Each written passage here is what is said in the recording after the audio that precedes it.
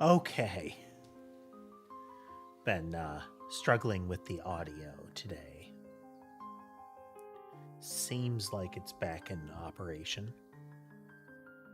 Yeah. Hey there, Slami. Still working on the game. Yup. We're gonna be we're gonna be getting into some of that today. We've got some pathfinding logic that we've been working on. I would say so. There's been some kind of conceptual changes to the flow of gameplay, but for the most part, the infrastructure continues to progress, I think, very nicely. Giving Sky some ear scratches here. Let's see. We do have Sky in my lap. I can hear Ember flailing away at the TV in the play area. And I can see Mason and Sammy on the bed. Molly is not below my feet. Hey there, Otto. Welcome. We are just getting started. Okay. So last time, if you were here, or if you recall, was getting not a number values in my vector for returns from our shader. And I discovered the reason for that. Apparently those not a numbers were actually specific error codes for divide by zero errors that were happening in the shader during that process. And the reason they were happening is because of this normalize call. So shader code is really optimized and doesn't do a lot of conditionals. These conditionals that we're doing here are more okay because they're part of compute shaders. We're trying to do some brute force calculations. But that means that that lack of conditionals inside some of the core stuff means if I pass a zero vector into this, it fails. So we have to make sure that any vector we pass into it is not a zero vector. It has a length of some kind. What that allowed us to do... Could I see the game? Let's see here. Yeah. There's some debugging stuff in place. Let's lower that a little further. It's just loud to me. There we go.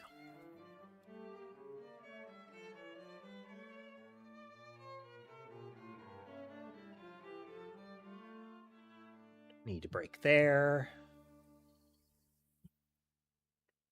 Oh, wait. It's probably not going to work. Okay, so this is our testing map. I've put it here so that it definitely shows up. There, we do have an error that we're going to be working through today. Yeah. Okay, so this is where we are. This is the test floor pattern. If there wasn't a bug present, you would be able to see the enemies converging through this area here. As soon as they hit the black area, except for here, which is a bug surface, they would kind of slide along the edges here and move to the center. Neat, cool. It should do that, but it doesn't because there's a problem. So unfortunately, you can't see it functioning right now, and that is because of this little guy right here. So one of the things we learned last time, and it has extended into other areas, is it is very important when this rendering device gets created. If it happens in the physics thread, this guy lives in the physics thread.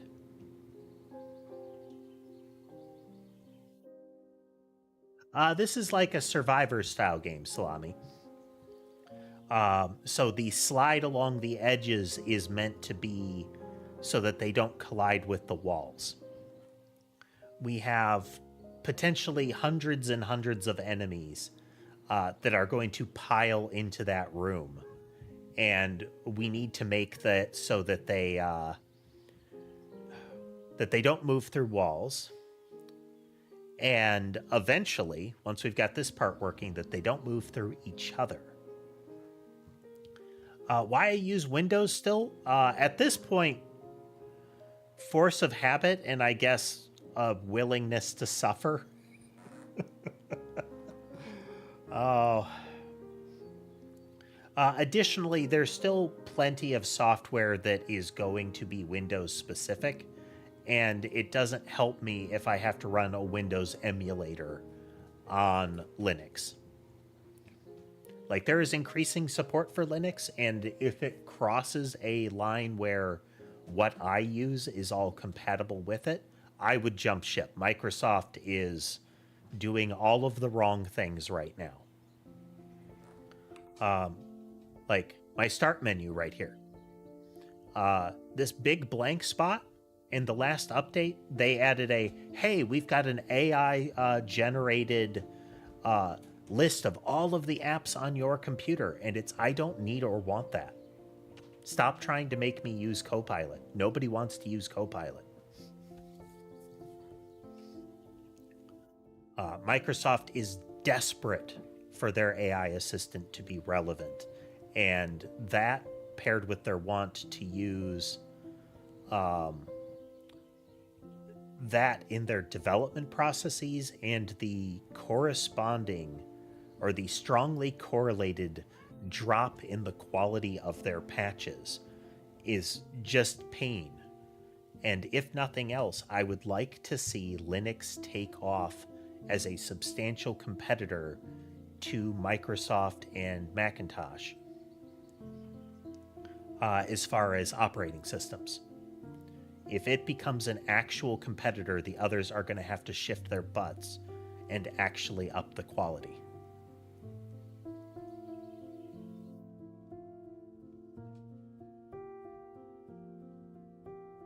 Yep, and that's the problem with all of the, like, so many of the implementations of these large language model AIs is machine learning systems. The desperate need for them to call it artificial intelligence is part of the PR. It's neural nets, genetic algorithms. These are not artificial intelligences. These are machine learning algorithms. And large language models, as much as they can produce good results, it's that they randomly produce very bad results, very irrelevant results. It is definitely in some way inside Visual Studio here, because it will code completion suggest things that do not make sense. Like, it can't compile if you do that. It would immediately trigger an error if you did that. So why would, if the editor says that is an invalid bit of code, why would their code completion system suggest that? Because it doesn't know anything. How do I feel about it being 30% AI code? I think that's why all of their patches have been shoddy. I think that's why a lot of their decision making in things like user interface are starting to fall apart.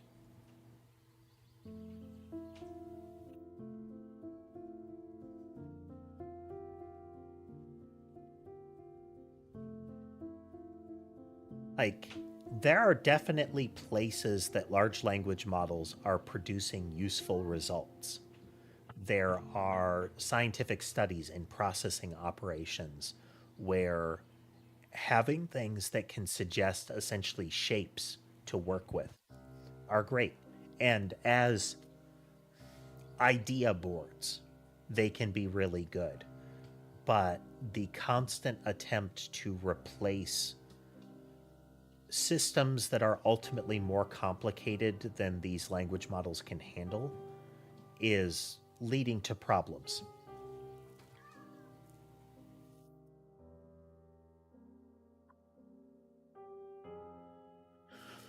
Oof.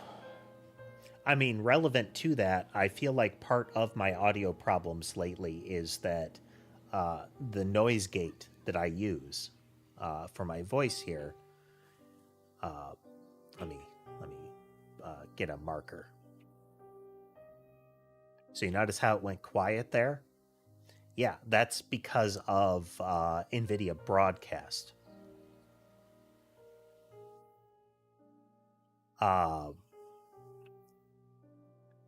And the problem is, NVIDIA Broadcast has started to get kind of unreliable for me. It will just stop working.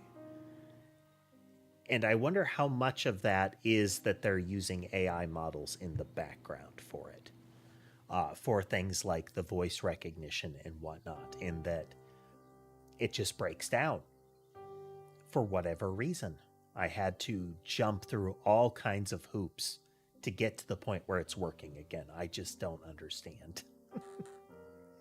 My member emojis use the old the catbot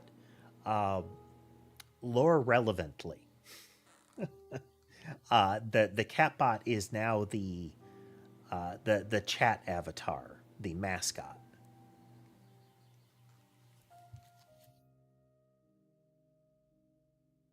They actually came after the switch from the old model.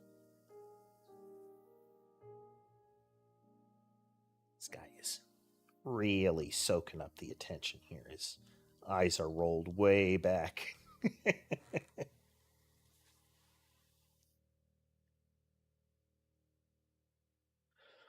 Okay, fixing this. So, again, rendering device is dependent on when it was created. So one of the things that we have to do is move all of the code initially. Ow, oh, ow, ow, pain. Ow. Well, that'll bleed soon.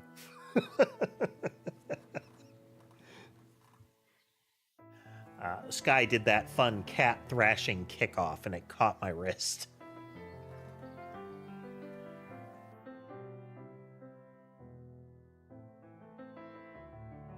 I definitely need to find some more I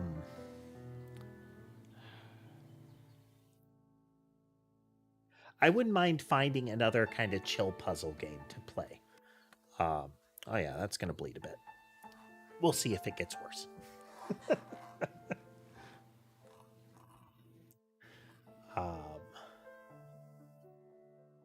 But yeah, Entropy Center was fun.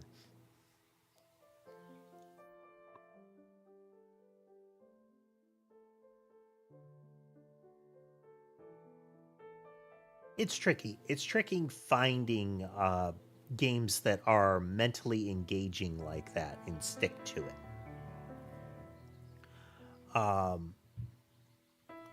We have spent some time recently with some real cerebral puzzle games. We did a full like investigative detective game that was about pretty much reading articles and finding pictures and whatnot to supply you with relevant information in the actual game. Like they had set up in-engine fake websites and documents and books and whatnot.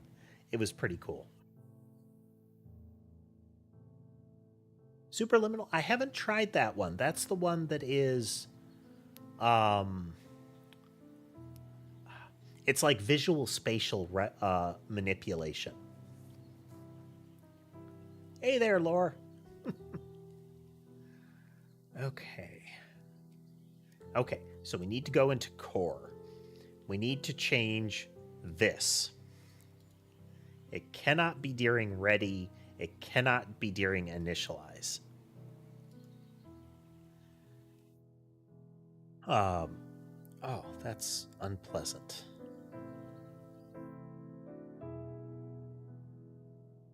Oh yeah, during the first break, we're gonna have to clean that. Slice me good.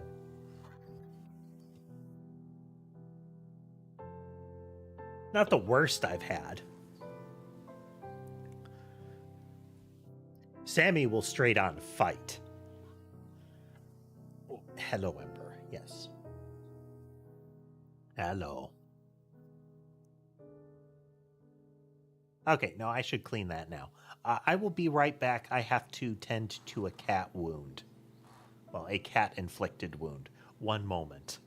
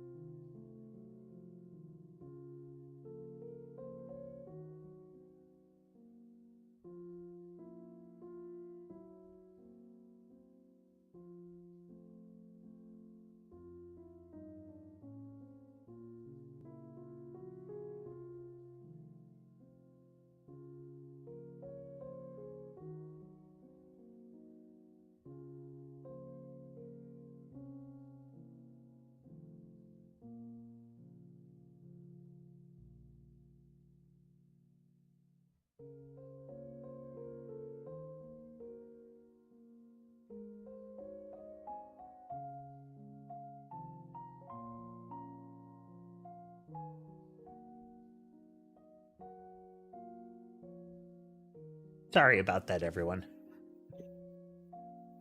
Cat scratch was awkwardly placed for standard adhesive medical strips, so I had to find the gauze and whatnot. For those that weren't here, Sky kicked off and sliced my wrist a little bit, which, phrasing it that way, you know, please no ban YouTube. Nothing deep, but, you know, a notable scratch. But back to topic. So we need to get our initial load up outside of ready and all of that. We need it during the first physics tick. It'll sting a bit, but that'll wear off once it starts to actually heal. You know. Yeah, the cat scratch should be fine. You know, like rinsed out, antimicrobial, all of that. In general, any sort, even if it's a pet, any sort of bite or slat or like claw scratch or something like that, you do need to make sure you clean it up. You know, cats will kick at their litter or scratch at their litter. Punctures in general are bad news as far as infection. So always making sure that you get things cleaned up properly is a good idea. Okay, so we need an initialized.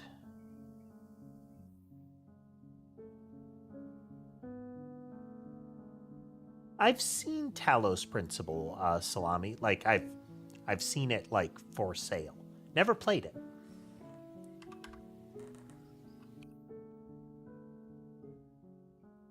Hello, Ember. Yes, hello.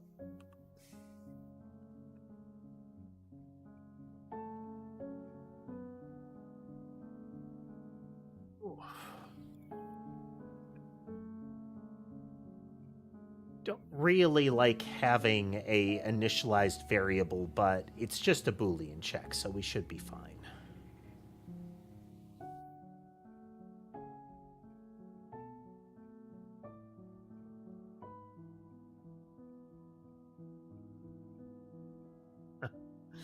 Thanks for swinging through, Salami. Go catch that bus.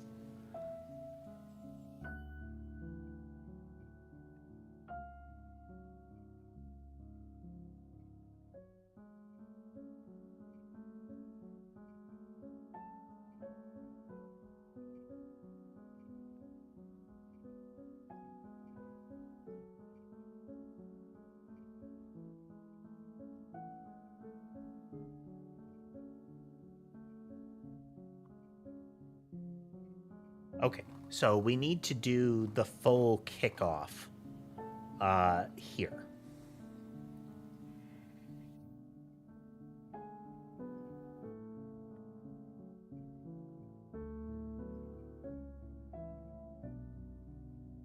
Amber. Amber. Amber. Amber. Yeah. Don't you do that.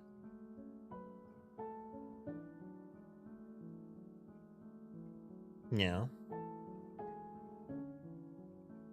Ember is on my shoulder. She is. Come on now. Come on. Yeah.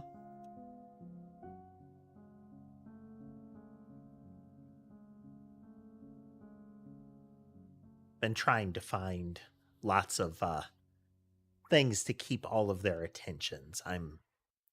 As might be apparent, I'm at the desk a lot. I'm pretty sedentary. And with all 6 of them, I need to make sure that they all have enough to engage their own levels of activity. And Ember will, it's not quite, traditional zoomies, but she likes to really intensively play now and again. So her, Sherbet, Molly, I need to make sure they have plenty to do when they want to. Sammy and Sky, not big players. Sky will, but not infrequently. He's kind of an old man. Okay, so we get this out of Core's initialize.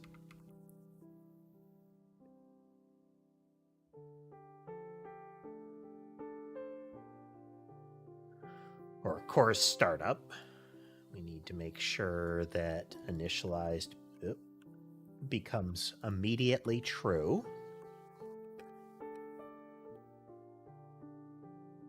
So we only do this once.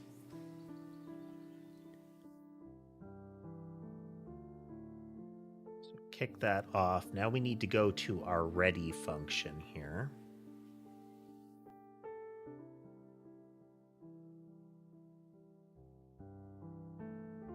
And we're going to take that out. Go here.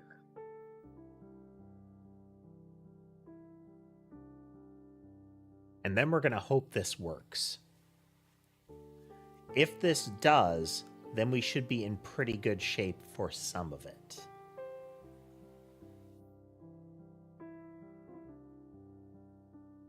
Still no. Okay. Let's look at the Godot side and see what kind of error we're still getting.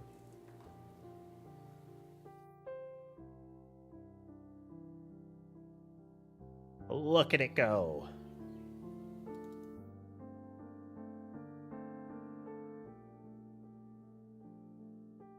But move on grid should only happen during the first physics tick.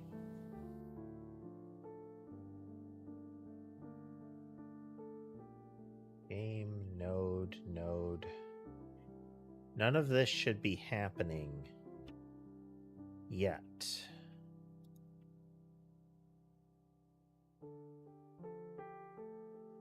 Okay, so let's step through this here. Core gets created and attached to the tree.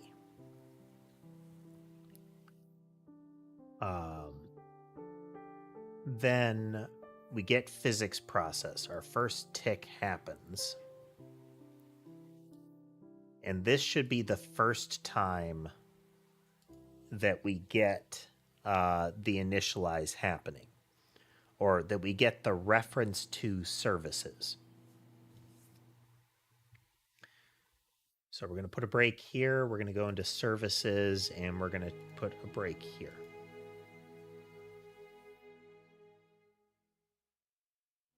Okay, that should be the case. This is the first time services gets invoked.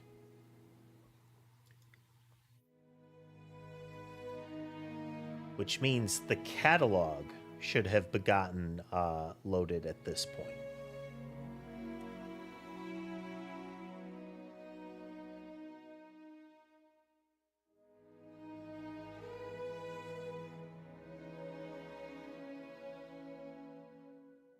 Because the catalog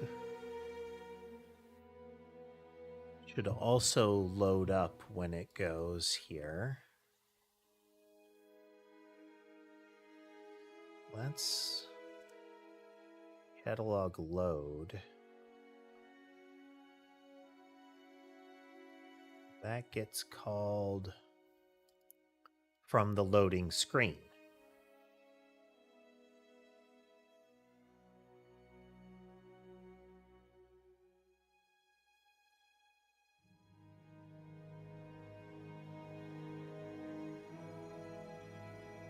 Just want to make sure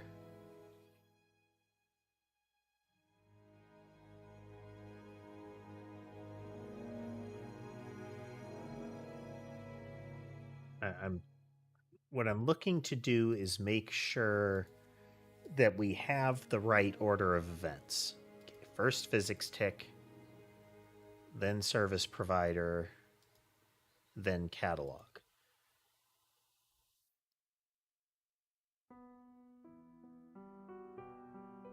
Okay. Then we're going to go into here.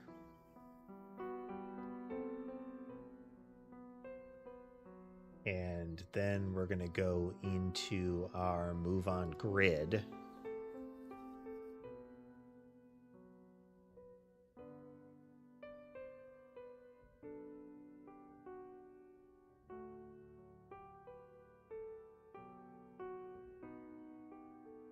And this will go into the flow generator, which we'll call into here, where we're going to have create flow to center is what it's going to be looking for. Rendering device is not initialized yet, so we're going to go into the initialization.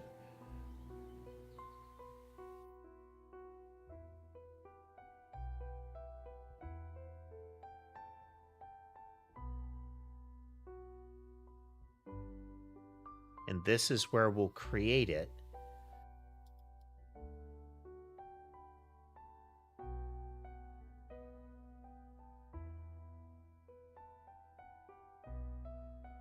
And we're setting up all of our stuff here.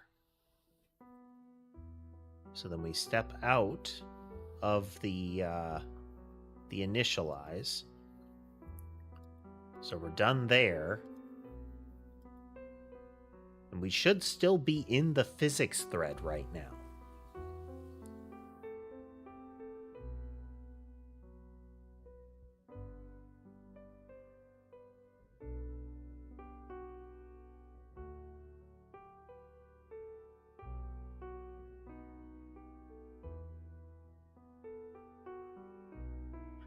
It gets duplicated. We're going to change this. This will be in its copy constructor is where it needs to do this sort of footwork.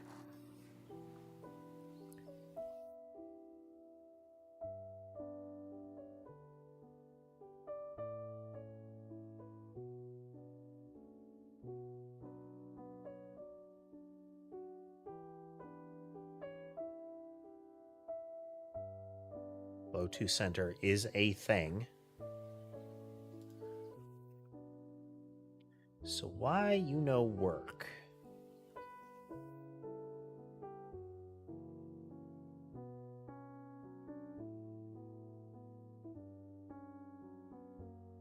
It's in the floor flow that it's having this problem.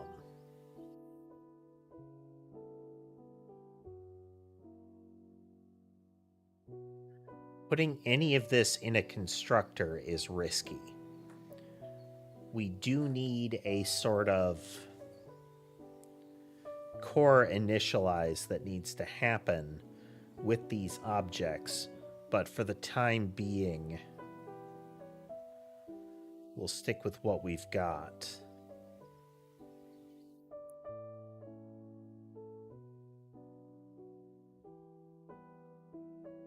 In 222.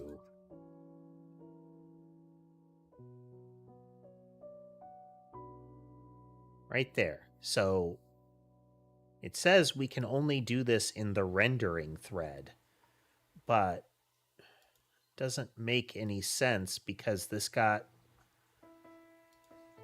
It's supposed to be that wherever you create it is the thing.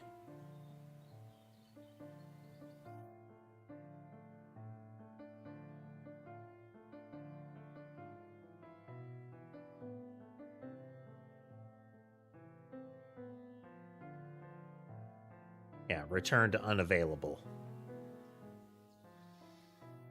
So that buffer update did not actually happen. We'll also need a replacement for the saving logic, because apparently the save to an EXR doesn't actually work outside of debug mode, which isn't out of the question. Like, that's not really a problem for us. We can always conditionally compile that away. Just kind of annoying. Okay, when we make the rendering device, can we solve for that?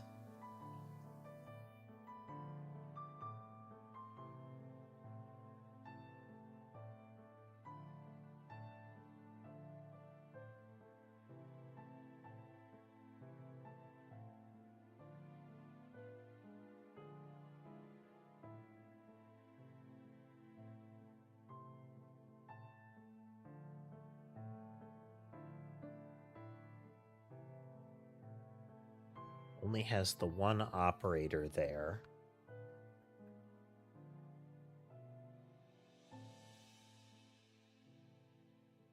It's weird for this to only be able to do it in the context of the rendering thread for create local.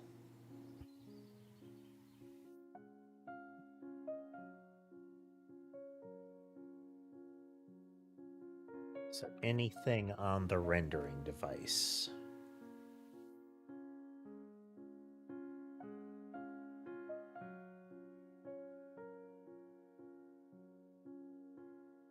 Because this is Godot's pattern for it, but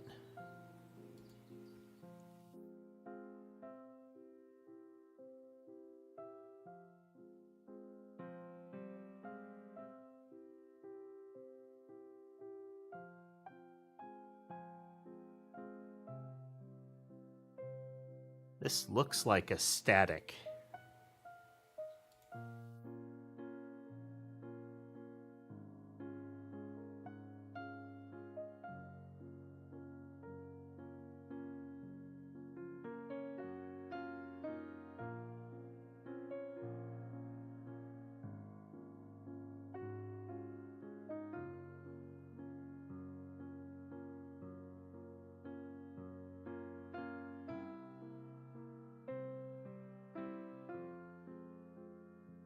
Nope. It's not a static. That would be if you already have one.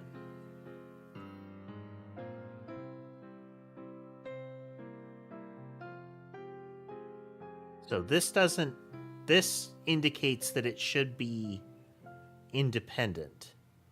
So our storage buffer update must be our problem.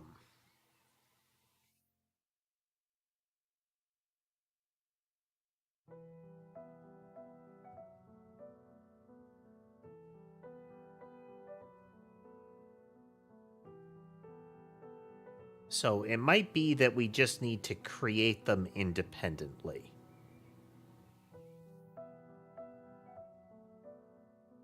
Or create them each time. So instead of having... Instead of updating them, we make a new one each iteration, and we get rid of it as we need to.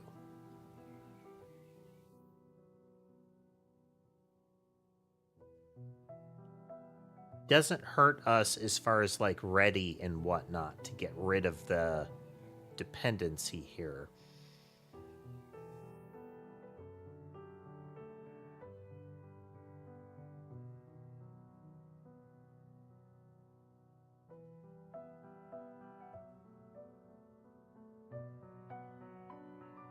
What that can mean is that we can just do this each time.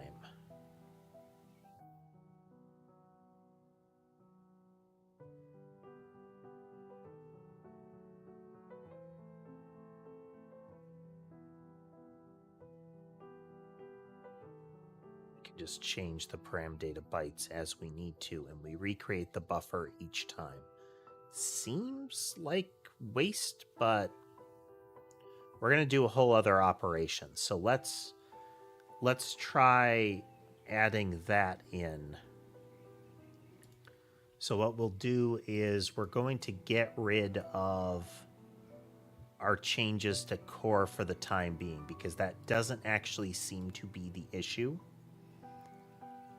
It seems to be that the buffer update, it doesn't like calling that outside of the render thread. That might be something that's not available to our process here. So let's look for our buffer updates.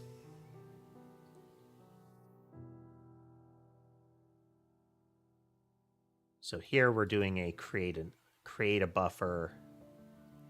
Here we're doing a buffer update. So instead of doing a buffer update,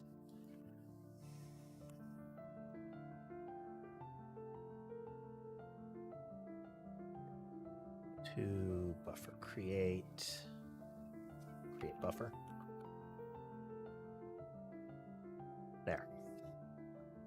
This will make a whole new one.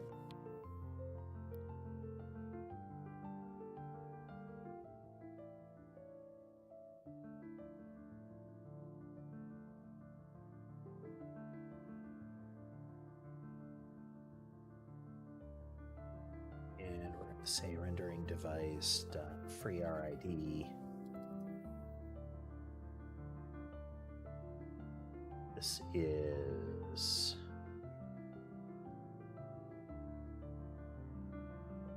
lower flow input params buffer.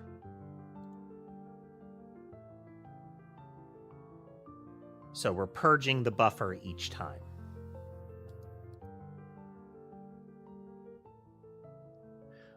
If this works, we'll restructure it to have appropriate naming as well.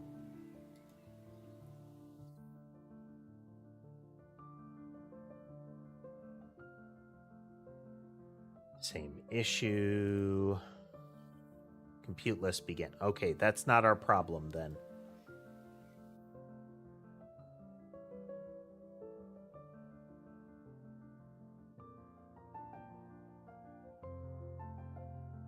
Just a moment. Research time.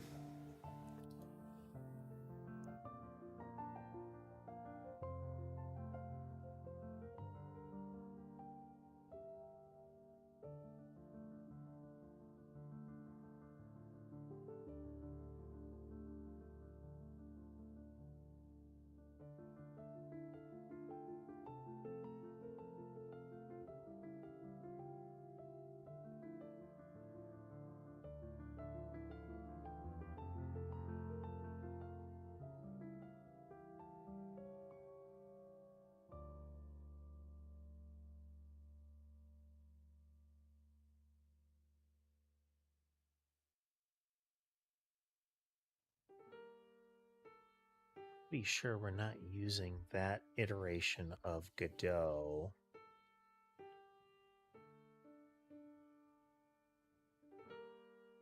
All of these are about 4.4 and 4.3.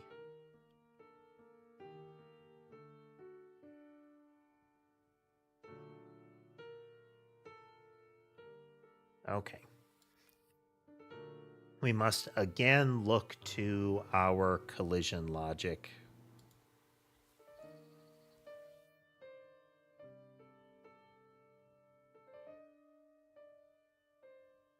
Okay, we are doing all of the same stuff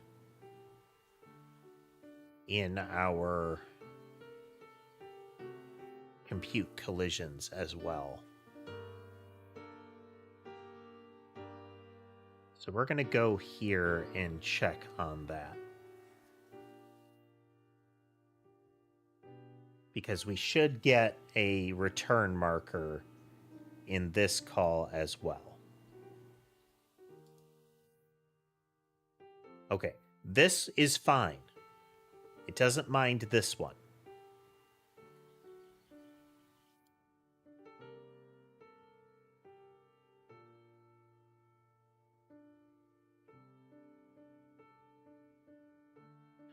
We know that collision is working. Well, we did until this particular iteration of the issue.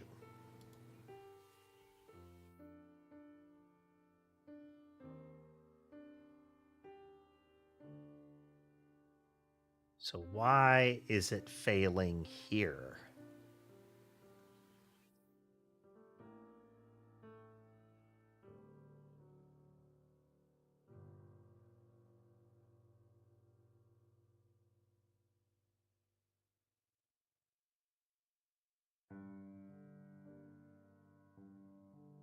As soon as one of those others comes into existence, we'll have that issue.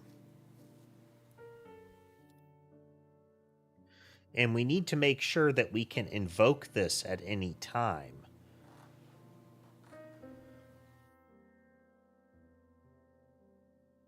So it's odd that it's saying it's happening on the render thread, because we're not doing anything on the render thread. Like, all the calculations that we're talking about are happening on the physics thread.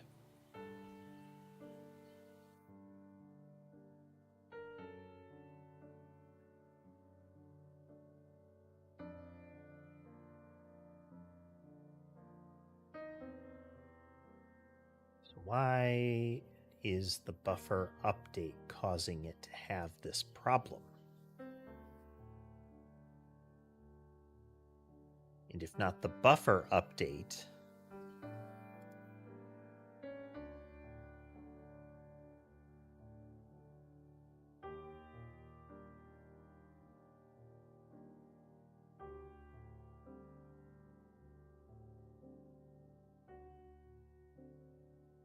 since we skipped that, we've already initialized.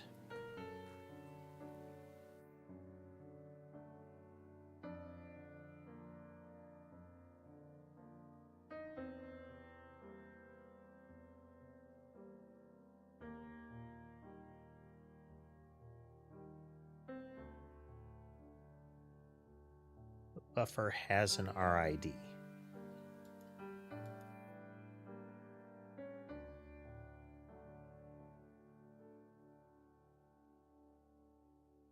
So we create that.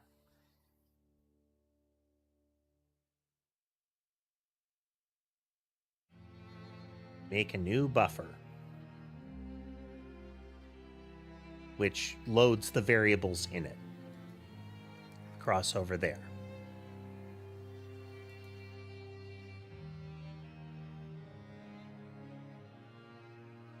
So we have a fail on this.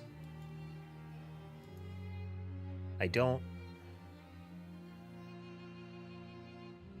understand.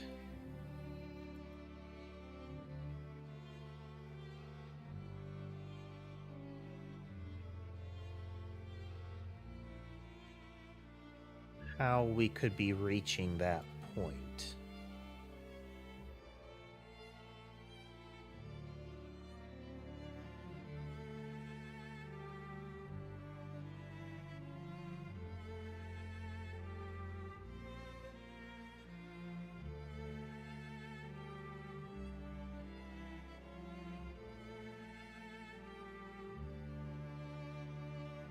Because we're not in the render thread during this.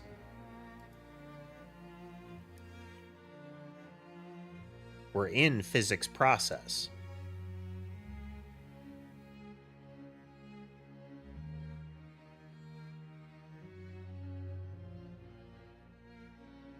But that same logic is true for collision. Is that will happen, or is it? No, the collision gets started off.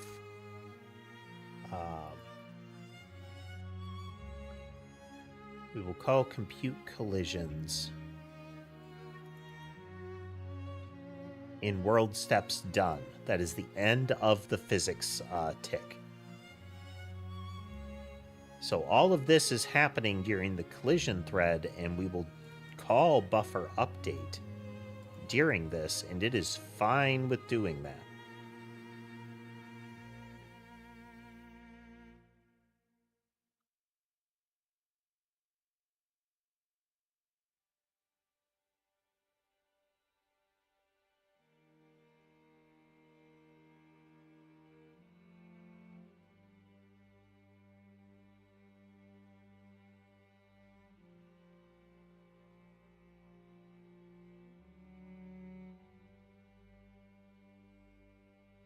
So why are we having this issue?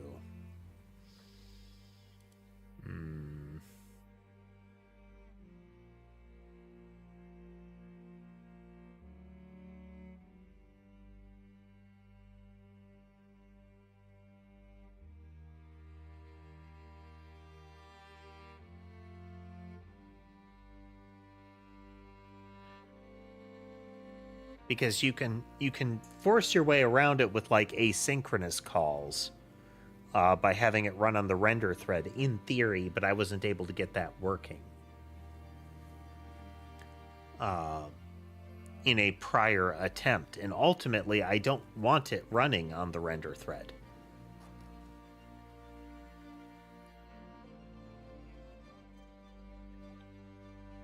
I don't want to have to wait longer than I need to for it.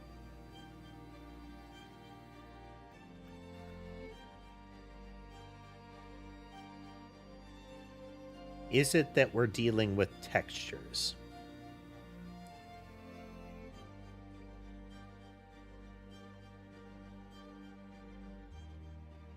Let's do an experiment on that.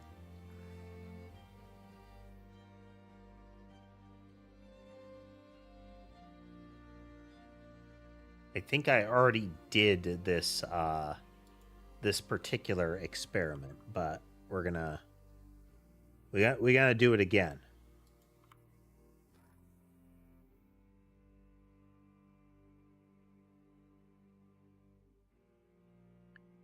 So that is the input texture uniform. We get rid of that.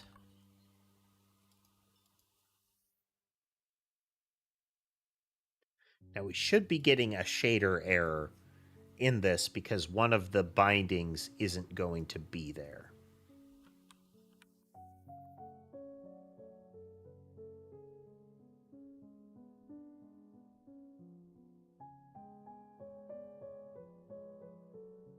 Okay, that doesn't count because...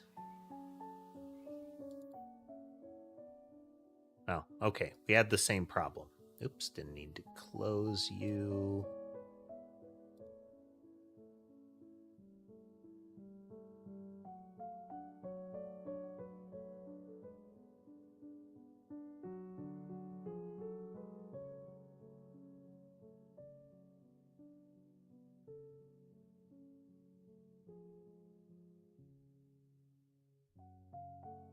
So why this time is it so picky?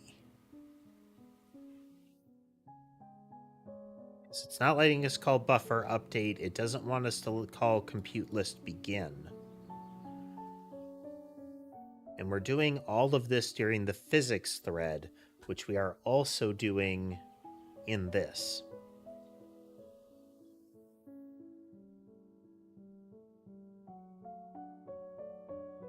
How about...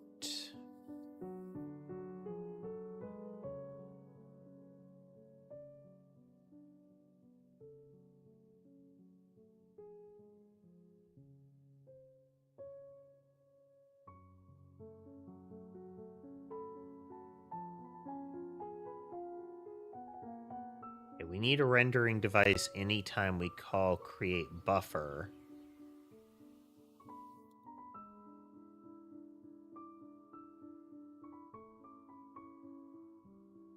And when we set up the shader. So those are all relevant to the rendering device.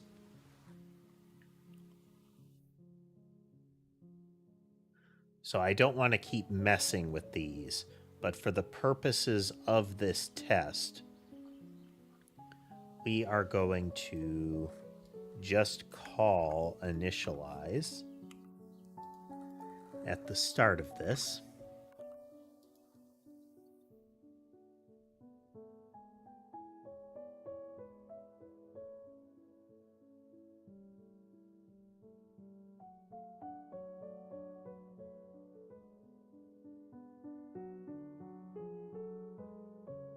Okay, so the data is wrong.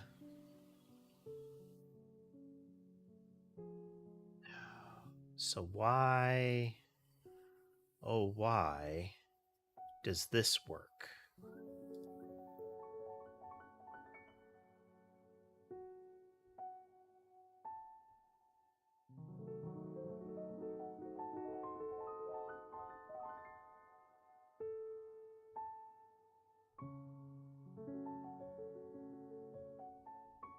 World steps done is going to be invoked in the game.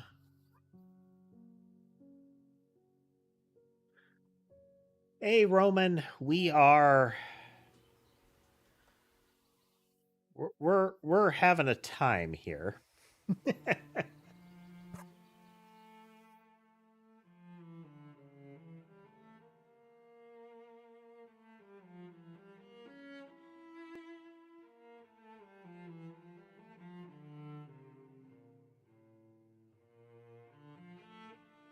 game steps done. Oof. Hello, Ember. Come on. Come on, decide how you want to sit. Yeah.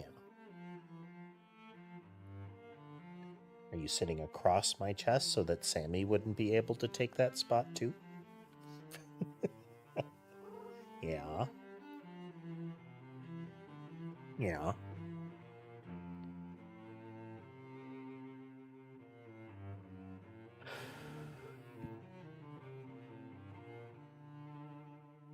So here's our game step end.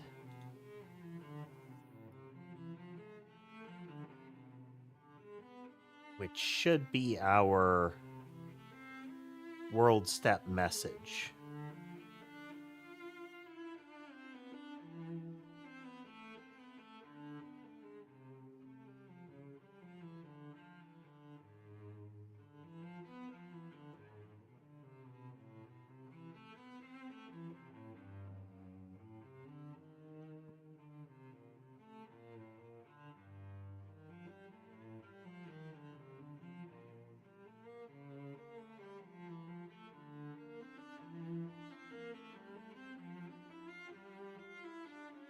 Or isn't doing that.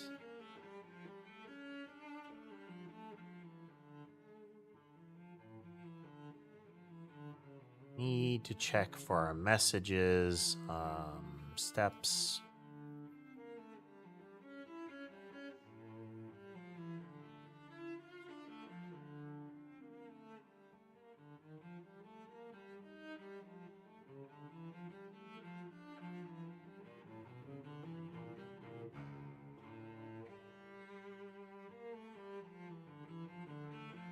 Okay, world state is the one that emits that.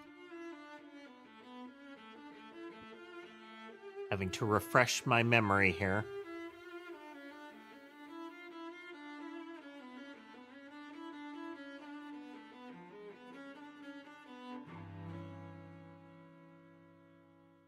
Base world state subscribes to...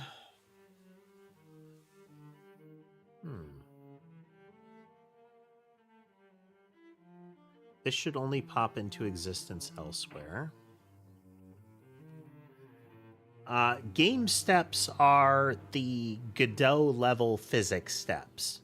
So a game step happens constantly. Game step is meant to be if there's anything that happens outside of the simulation on the reg, it's going to look for game steps. If it's part of the world simulation, you know, physics and all of that, that happens on world steps. So for example, if you pause the game, world steps halt, game steps continue.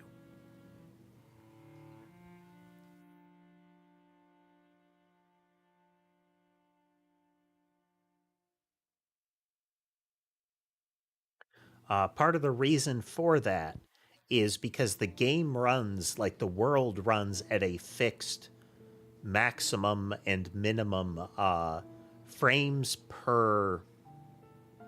Well, it runs at a fixed interval, and that interval is no faster than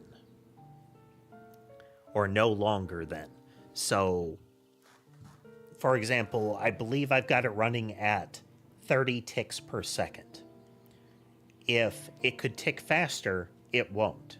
If it would tick slower, as far as the simulation is concerned, it gives it a tick of the fixed length. Even if a whole minute passed between the two frames, it gives it a 30th of a second and says this is how much time actually passed.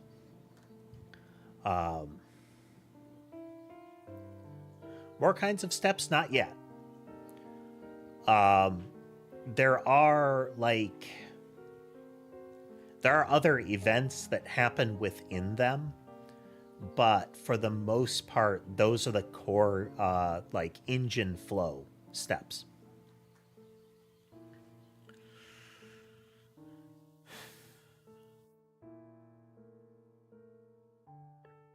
So when we get game time passed, we're parsing it down.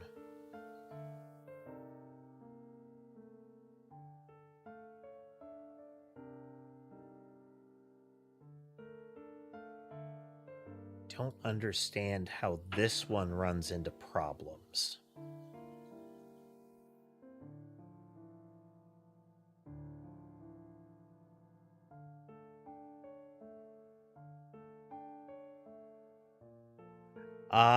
I'm solving an issue, and the issue makes no sense.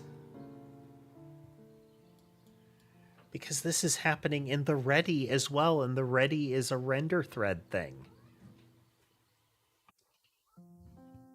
Is that the problem, actually? Is it the other way around?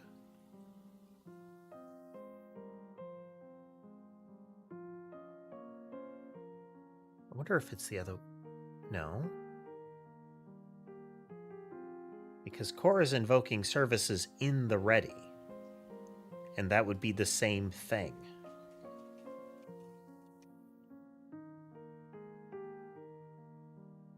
It's doing that.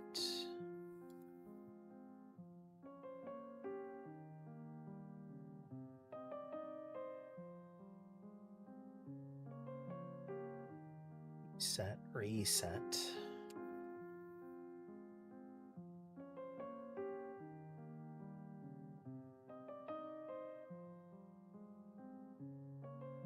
In core is ready, we load the loading.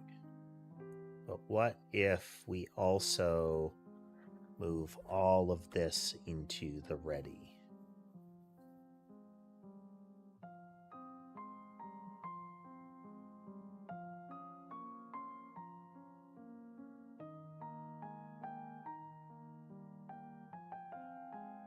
So we're changing the order of operations slightly. We're changing it so that it's not when that particular scene is created that we invoke that. We're invoking it my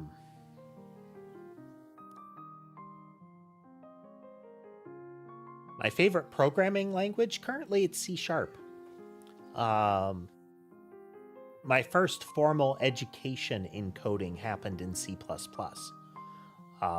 This carries elements of it, but includes modern things that you see in languages like Java and whatnot. So I like C#, let's say.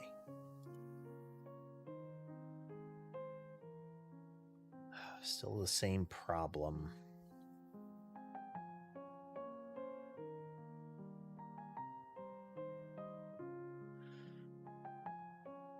Why?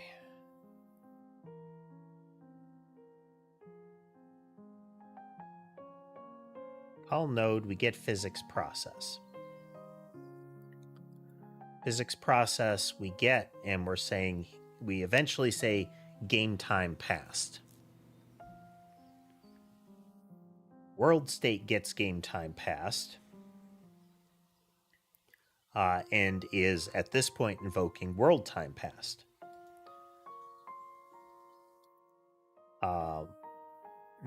Each of the things in the world are getting world time passed.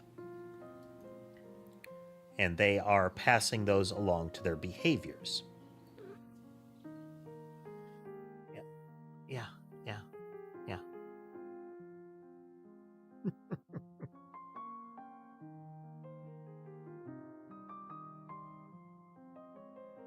And those behaviors eventually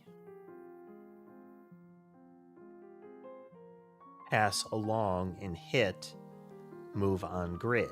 And move on grid asks the flow generator about the floor flow. And the floor flow gets created for the first time there.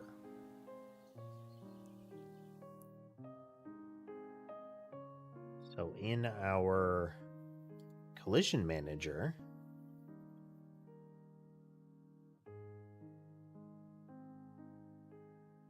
we're running through our collisions, processing stuff there.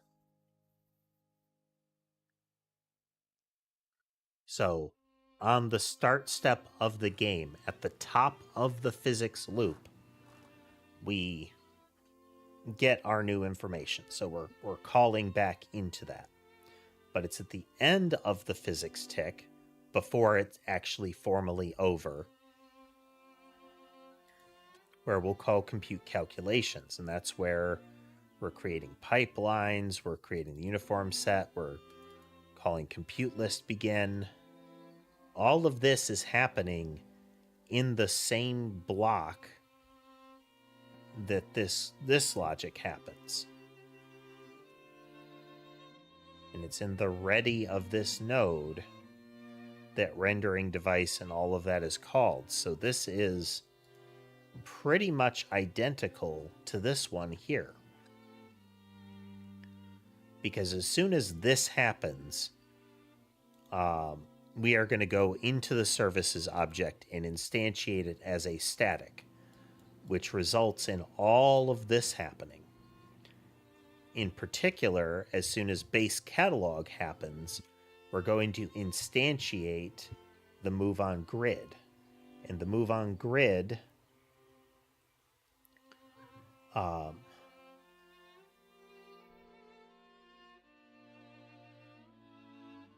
currently, I'm only using C-based languages. Would I be opposed to a Rust-based project? No, but the only way to hook it into Godot currently would be through either third-party APIs that other people have come up with, or trying to interact with the low-level API with my own translation layer. And I don't want to right now. If later I switch to something else, then yeah, I might try something else.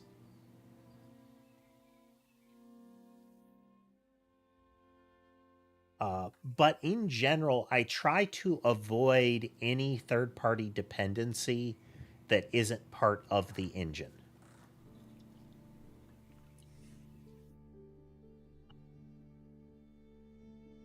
So like if I have to take somebody else's arbitrary package that isn't part of either the language platform or the game engine, I don't like the idea of depending on that. For an example of why that can be dangerous, JSON parsing. There was a very ubiquitous package that was being used for that, and it ceased to be an option. And a whole lot of folks had to scramble to fix all of their code as a result of that.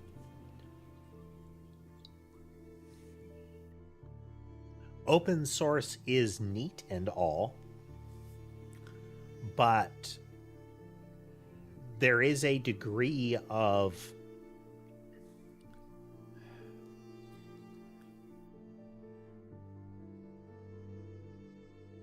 yes.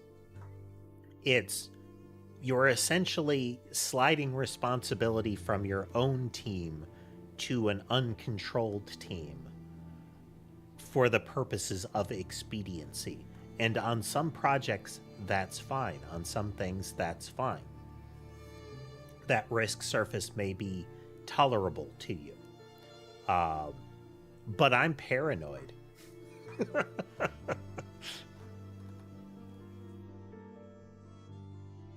So why?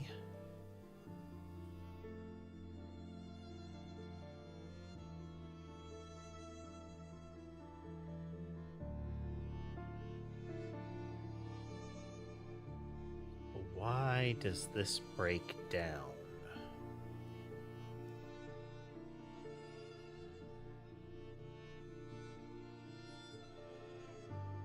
Okay, so what if we do this early? All right, we're going to short circuit this operation a little bit. We're going to get our move on grid. And again, I'm not averse to looking at options for it. If there are if there is baked in support for whatever game engine I'm working on to use a particular language, it's on the table. C# was chosen on this because I wanted to have the finite control, and C# is fully supported in Godot. Like, they make sure it's wired in properly. And unlike Unity, they're keeping up with the mono compilers. So bonus.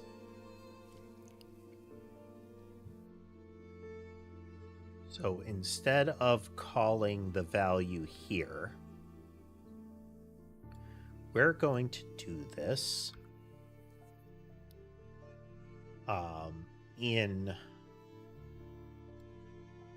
it's going to be a bit of a hack at the moment, but we're going to go all the way down to here. And we're going to do that.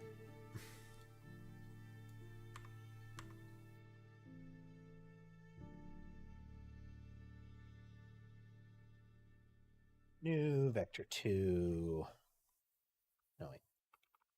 Vector2.0.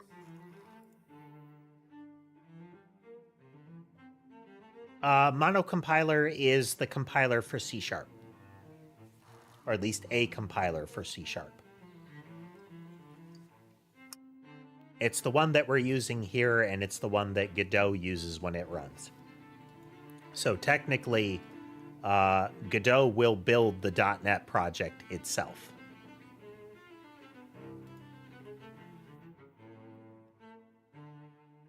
Okay, so we're going to do the same run here. We're going to see if we get the errors. The reason that it being up to date is relevant is because there will be APIs that are available, tools that are available in newer iterations of like C# and whatnot that you might want to use. I believe, and in an instance of a time that I was willing to try a third-party package, I was trying to do a YouTube stream integration. And that's a hassle, but there were particular things that you could do in a newer version of C# that was well ahead of what Unity supported at the time. And without that support, I couldn't really move forward with it. Now, ultimately, I juggled things around into different platforms and whatnot, so it became irrelevant. But, you know, there we were. Render thread again.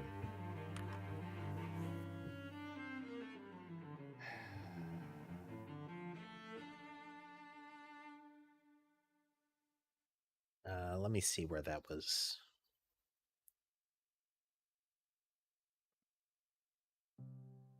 Okay, this was all still on the time past. What's going on?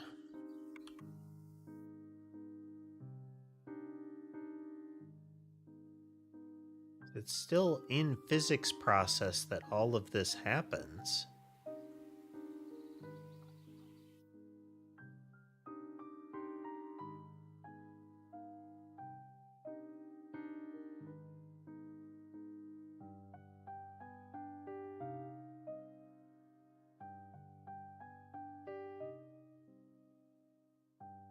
Well, actually, it's a little bit different. It is a little bit different.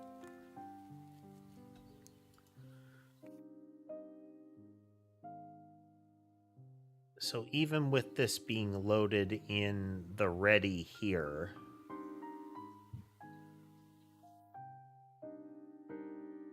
this is being created as part of the tree structure. But we moved it into ready.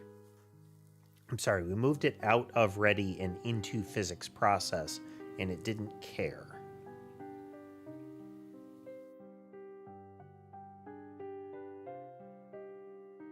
We're not even running Godot physics anymore, though, but I expect they're probably running this on the same thread. I don't want to mess with that.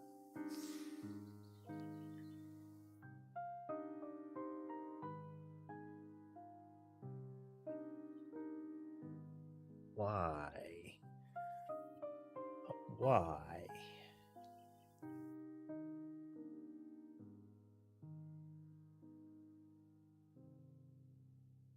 End the scope only at the end of the game.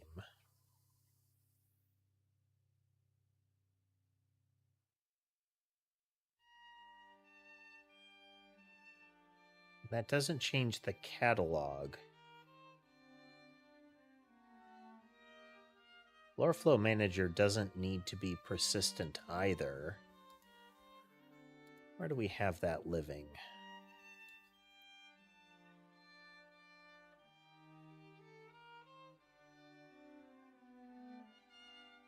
Flow Generator is a singleton.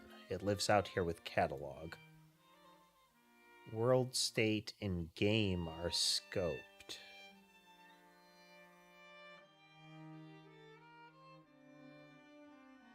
For science.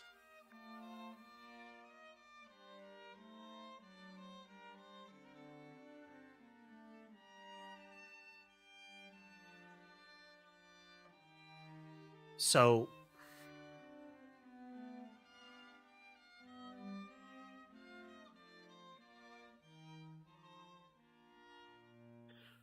okay, but why?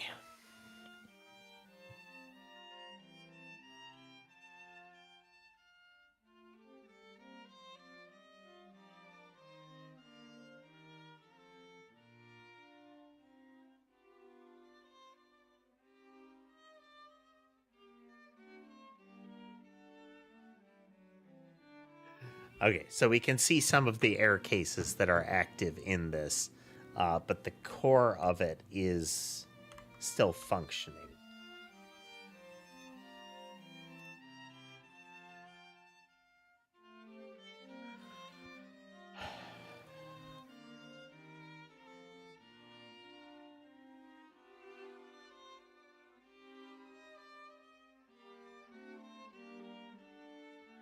When we create it the first time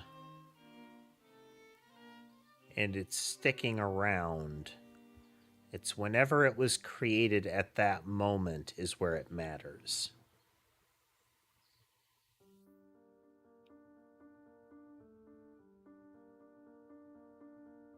It's created as soon as that singleton is referenced.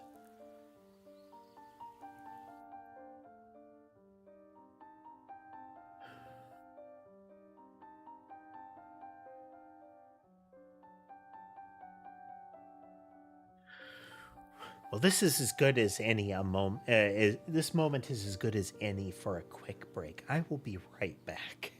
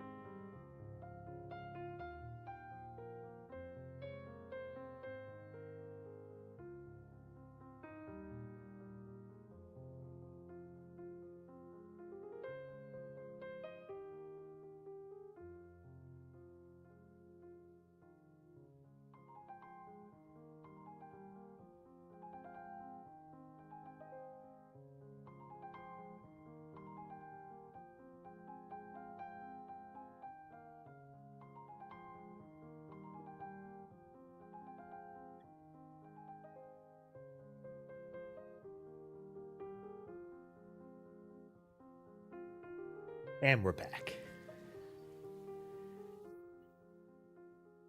Okay, so talking through what we changed. So all of this scoped stuff here, what that means is, for the most part, all of it gets refreshed every time we start the game or not. Oh, yes. Let's check with the cats, and then I'll show you what I'm talking about. We do have Sky in the tree, and Molly is across from the keyboard, all kind of conked out. Sammy, Mason, and Sherbet on the bed. And then Ember over on the shelf spot. Okay. These are scoped surfaces, so anytime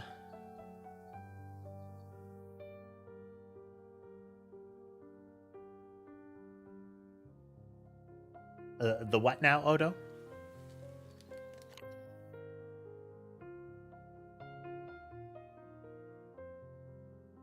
Anytime we start the game, all of this stuff essentially gets remade.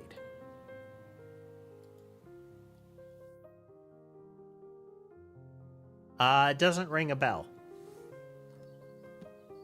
As far as when the paranoia starts, that's like forever. I'm always concerned about worst case scenarios.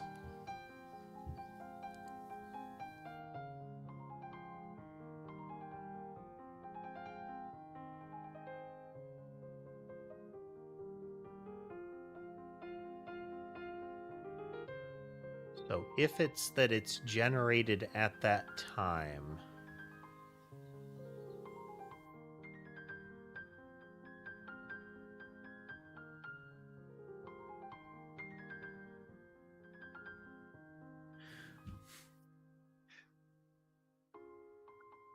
tangentially related at best, Odo. That's another reason that I don't trust anything to do with vibe coding, is that from from the first time people were trying to do it, including arbitrary libraries, unnecessary libraries, conflicting libraries, as well as now corrupt or poison libraries, is a problem with them. It is incredibly risky unless you know what it's doing, precisely what it's doing, for any of that code to reach production, let alone testing. Because there's nothing stopping one of those random libraries that it includes, because the shape says it should be there,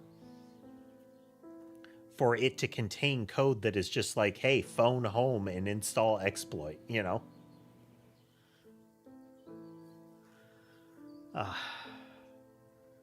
But why does that being scoped help? I mean, having so ultimately we're going to have a flow manager. The generator, though, still needs the same handling. But the generator only runs once.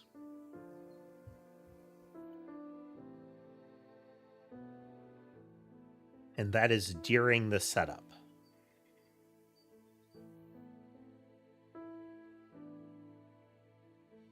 Just... oh... vibe coding is going to do such lasting harm to the software development community. For one, it's what's happening right now, is the value of software development is, in the eyes of the public, is plummeting. You have advertisements that are like, oh, anybody can do this, super easy. You can just do it yourself. You can make an app all by yourself. And yes, you can, but the end result is not necessarily what they're presenting it as. Anybody can build a house.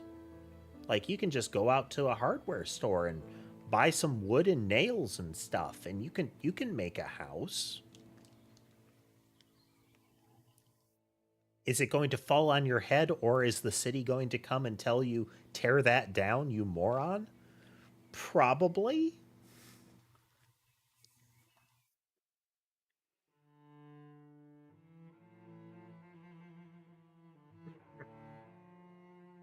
I like the vibe coding workflows that are effectively ask it to do a thing and then repeatedly ask it to fix anything that was wrong with the thing. And I love how the prompts will, like, if there is a reply prompt, that it will be, hey, I did the thing. And then it's told, is there anything wrong with it? And it's like, oh yeah, it's totally broken. And then they tell it fix it. And it's like, okay, everything is good now. And then fix anything wrong with it. Oh, I found three more critical errors.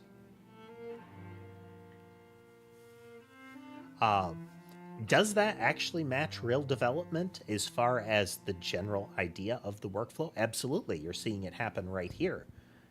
The difference is I know to do that. I know the consequences of not reacting to those failures. I know how to try to look for those failures. If you're not already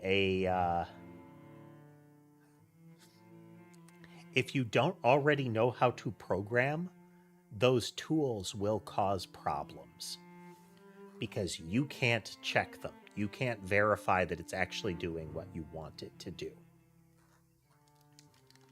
and not some random thing.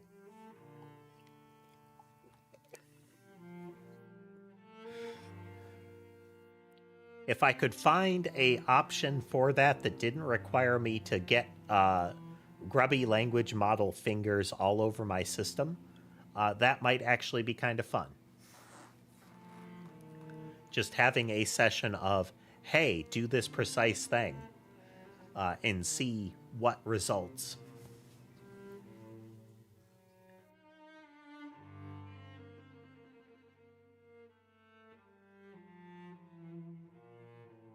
So why does scoping this?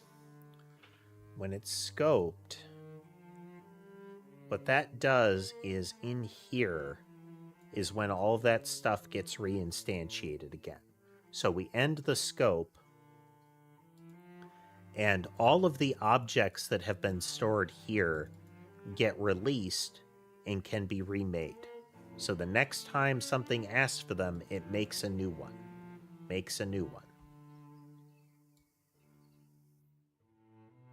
Some of these don't have their interfaces set up yet. There are still remnants that I have not shifted over to the do everything in code pattern. There are still some. There are still some that are using Godot scenes, and I'm stripping as much of that out as possible.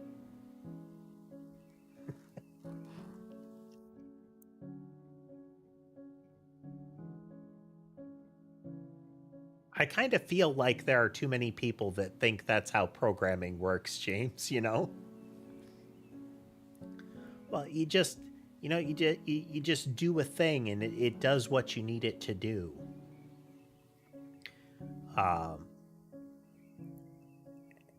said it before, and kind of again, it's that learning software does exactly what you tell it to do. And I don't think there are too many people that hear that and say, well, that's not what I meant. It's not doing what I meant. That's not what that's not what I said. I said it does exactly what you tell it to do. When I said add scoped this, there is stuff that happens in the background as a result of that instruction. If I don't understand this instruction sufficiently, that doesn't matter. I actually don't want the code to try to suss out what I meant, because it might be wrong too.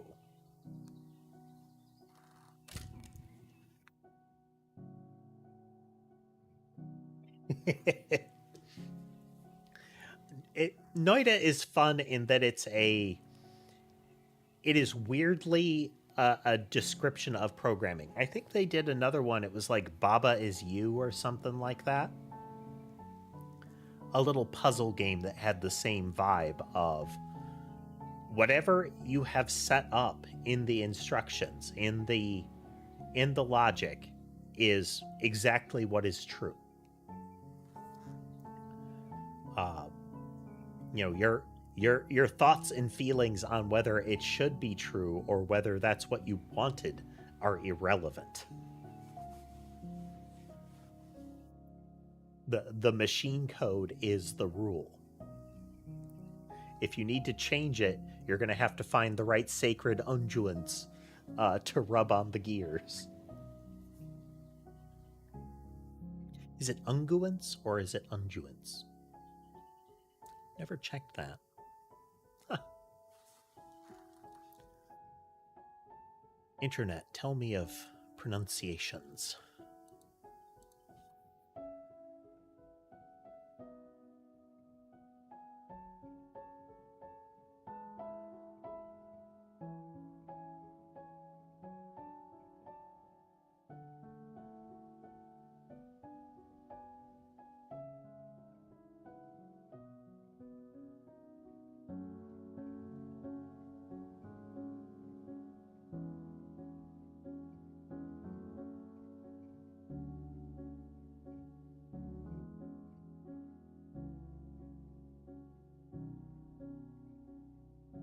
I don't know how to pronounce the upside down E.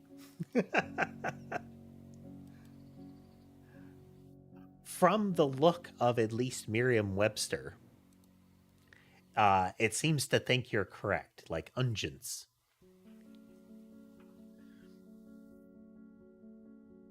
Or unguents.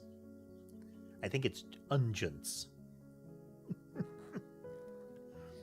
But anyway, Cult Mechanicus reference. Let's go. Okay. The flow generation logic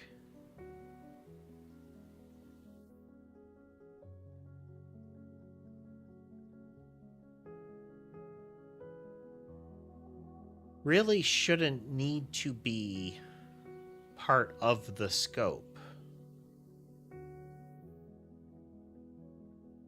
And the catalog is ultimately invoking it based on this.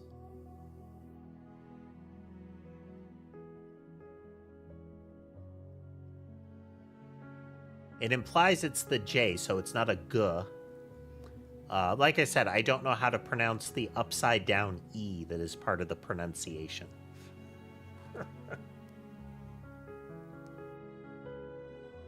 But it seems to be the J and not the G. Curse you, English.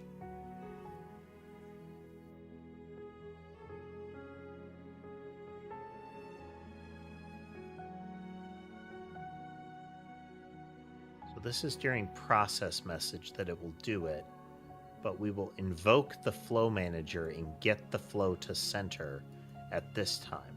The flow to center does not rely upon the rendering device, but the rendering device will be created as part of this process if it needs to. If it doesn't find the file, it would be created on this moment. So in theory, if we go into the data files and we go to our flows, and we delete both of these, and we run it again,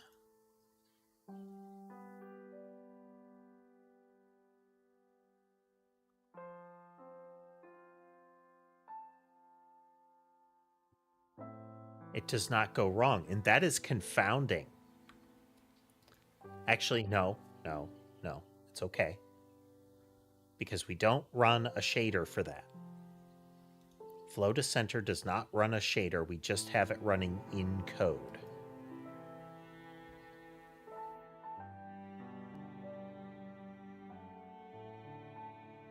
It is purely running on the CPU.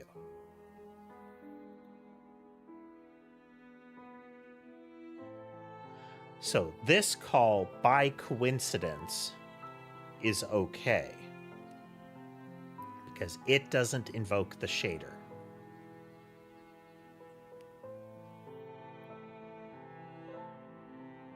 It could. There's just no real use to it.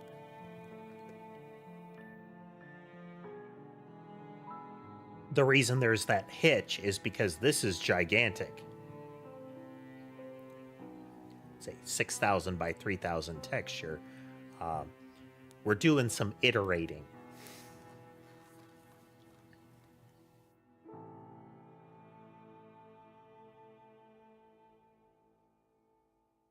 But the flow generator could just as easily, like, this is a constant, effectively. We could create flow to center as part of...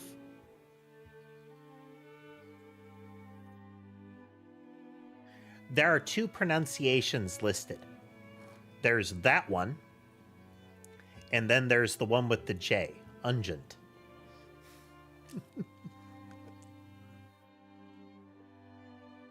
Isn't it neat?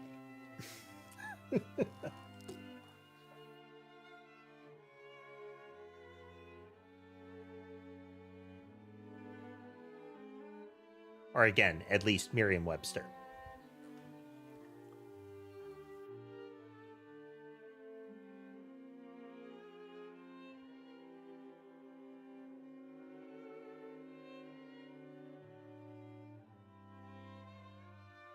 At least by reading, I would assume unguent, but...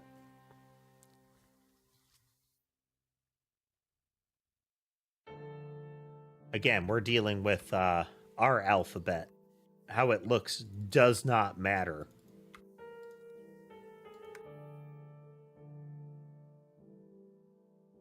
Just the presence of a G in the spelling means it's up in the air.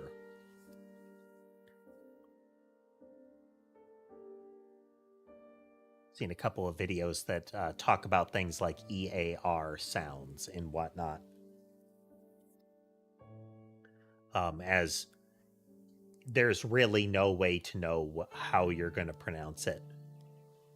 Is it like air or is it like ear?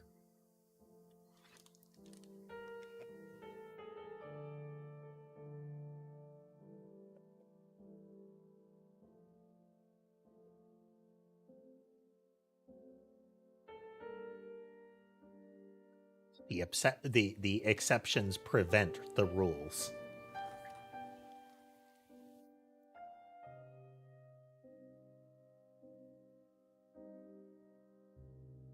So again, with these services, it's when we go in through core, when we load the game, we begin scope. When we end the game, we end scope.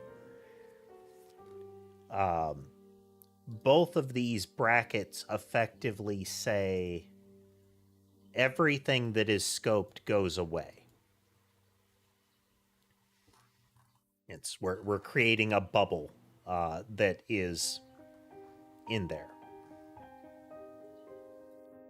But this isn't called for the first time until this thing is invoked.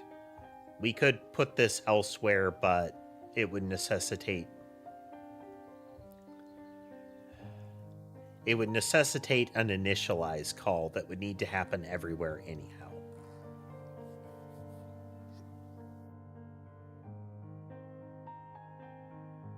We could. I mean, we could have the first time you try to resolve that it initializes. C++ is okay. Like any of the lower level languages, I'm not averse to them. Would I suggest that I've said before, would I suggest that it be part of a person's programming learning journey? Yes. Languages like that encourage you to learn what is actually going on. Like when I make an array, when I create a list, there's stuff happening in the background that you don't see, as easily in things like Java, C#, that kind of stuff. That's hidden from you. But in C++, it is not. This shader language is very C++ like, very, again, C++. It lives in that domain. And when you're dealing with them, you need to deal with them in the way that you would be dealing with C++. So, file, not that one, this one. When I'm creating buffers to send to that shader, I need to create them out of bytes. I'm making byte arrays that are the appropriate size for those values. And then when I send them to the shader, it has a shape that it expects. So I'm sending this structure. Well, on the shader, there's technically usually this space here. So there's 3 uints. The shader wants things that are the size of a vector 4, because a lot of shaders are like, their origin is with messing with colors. So it wants something the size of 4 consecutive floats. So when you're dealing with this, it's not uncommon that you have to think of it in blocks of 4 things the size of floats. If you're using smaller things, or if you're using fewer than 4 things, you need to account for that in memory. Read as, you need to avoid it because it's a nightmare. I actually think I have that in my other shader. Here you go. See this little guy right here? The padding value? If that's not there, everything goes terribly wrong.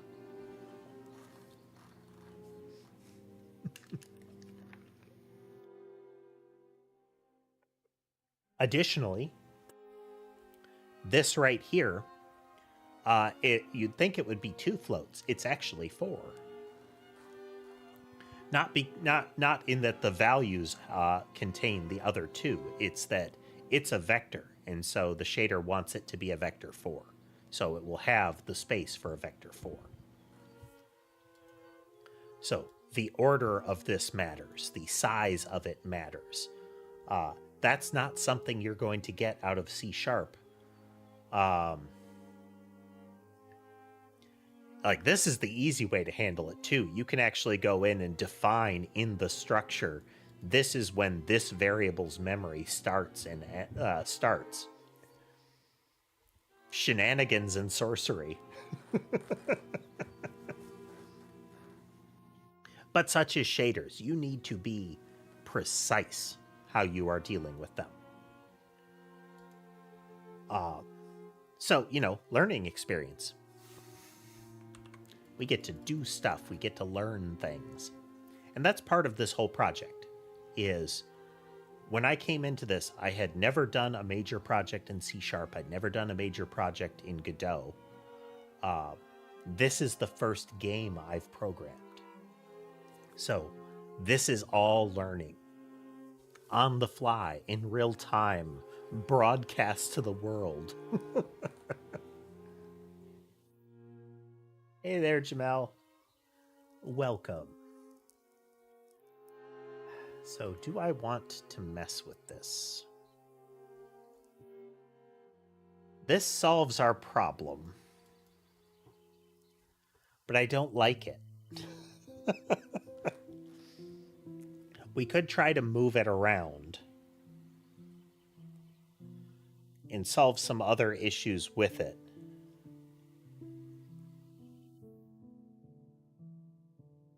But I don't like it. For now, it'll have to do until I move other stuff around.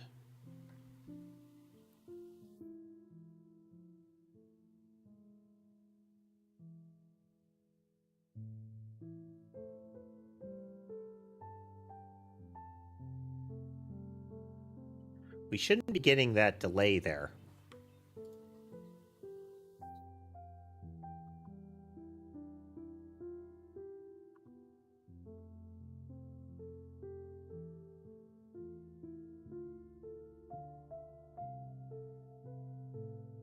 Well, that's part of our problem.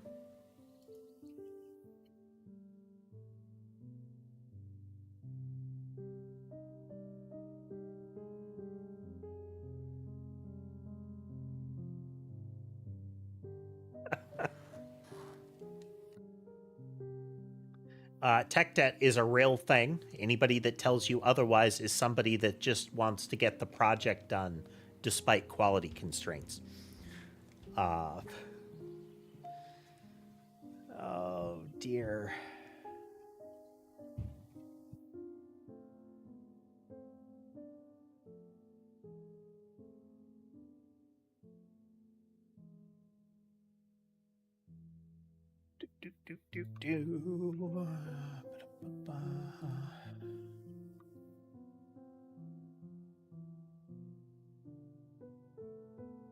I don't think I've ever been involved in a programming project at a professional scale that actually handles tech debt properly. And I don't mean cleaning up all of the issues. I mean acknowledging issues and saying, but we don't care. Explicitly saying that. You know, it's a feature, not a bug. Shut up. Is a way to handle stuff.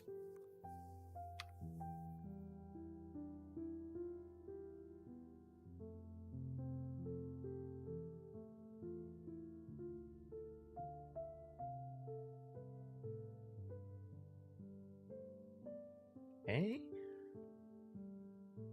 Godot side, do we have a problem? Okay. Now, as far as refactoring, we have refactored so many times on this stream. You have no idea.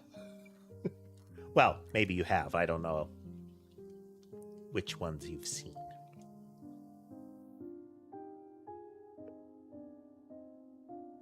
Okay, so let's go over some of the problems with that one. Let's get our move on grid and see.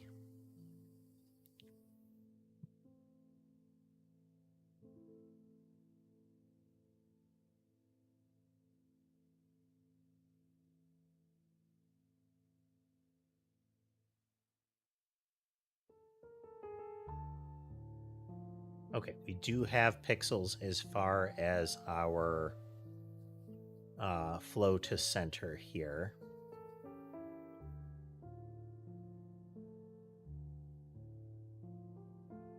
Okay, so we are getting that value. Let's open up our debugging ones. Here's our flow to center. Loading, loading.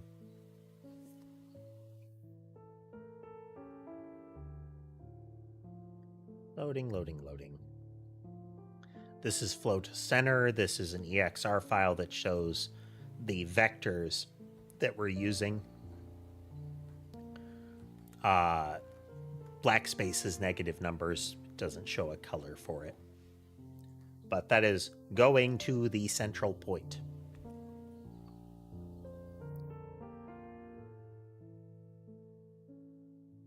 As best it can render. Now, this one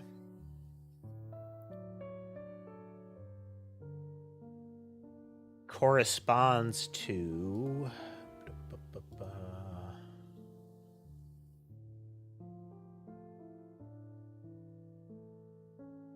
this guy. So this is the image we're showing. This is a floor image as far as the code is concerned, which means anything that is colored in, anything that is not transparent, is movable surface. So we want to have a flow diagram that allows you to, or wants you to move in this way. in general, you wouldn't have empty spaces like this. But we're going to try to make it so you can. The problem with this is these edges here. Because what the logic is doing currently is a combination of pushing you away from these dead spaces and pushing you towards open spaces. If you are in any of these open positions, it will try to push you to other ones. It's odd that these are all the same. I don't like that. So there's clearly a problem with the red spaces. I'll have to figure that out too. But the real problem are these borders. Because this space is not necessarily no-go space. And it's not necessarily allowed space. But because it is out of bounds of the texture, we're essentially ignoring that area. And that has ramifications. It does not change the vector that is put into this space here. It sees the open territory, or at least the code looks at the open territory and says, that's out of bounds, do nothing.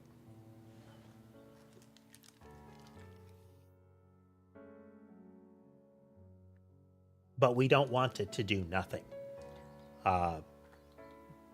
Using the red as supposed to be happening, we would like the red to go right up to the edge there. Because it is okay that they enter it. As it stands, this marker right here says go straight down. And that's not right. I mean, at the very least, it shouldn't be straight down. It should be calculating into here as well. Like, we shouldn't have this hard line. So there's a breakdown in the shader logic that generates this.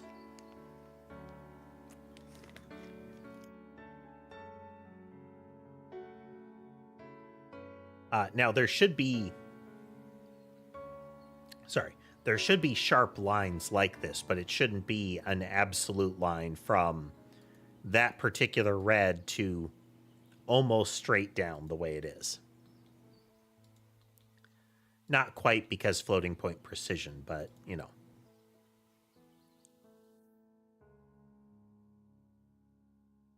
In theory, all of these are down and slightly left.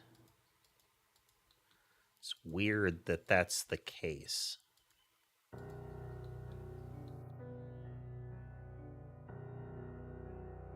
Because what should be happening is that it looks around it and finds the sum of all of them. Well, let's dig into that shader logic then.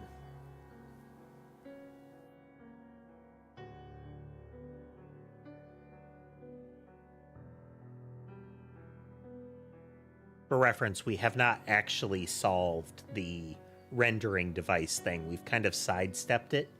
We know that it's actually being created in the physics thread now, but, well, kind of. We don't really.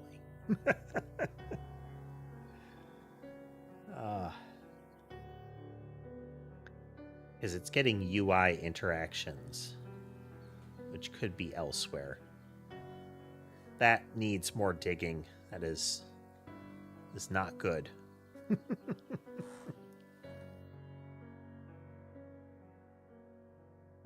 Okay, so we're iterating over everything in the area.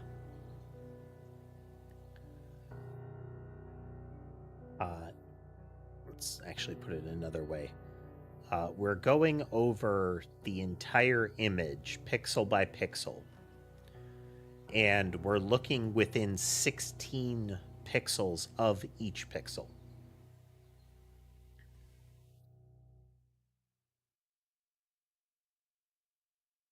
We want it to push away from walls. So we have... Let's go through it.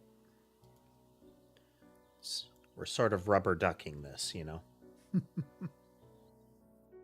Not that one. This one. So, it is broken up into segments. This is multi-threaded.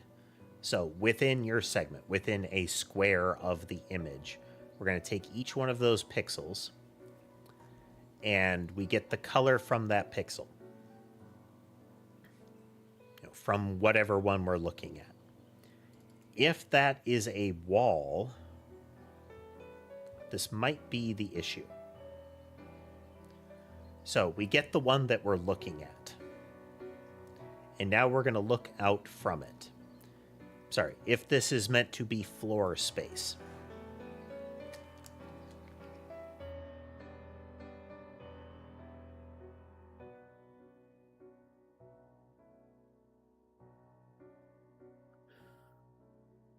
So if it's meant to be floor space, we're now going to look within 16 pixels of it. So in each of these, it will be like where we are minus the search range and plus the search range.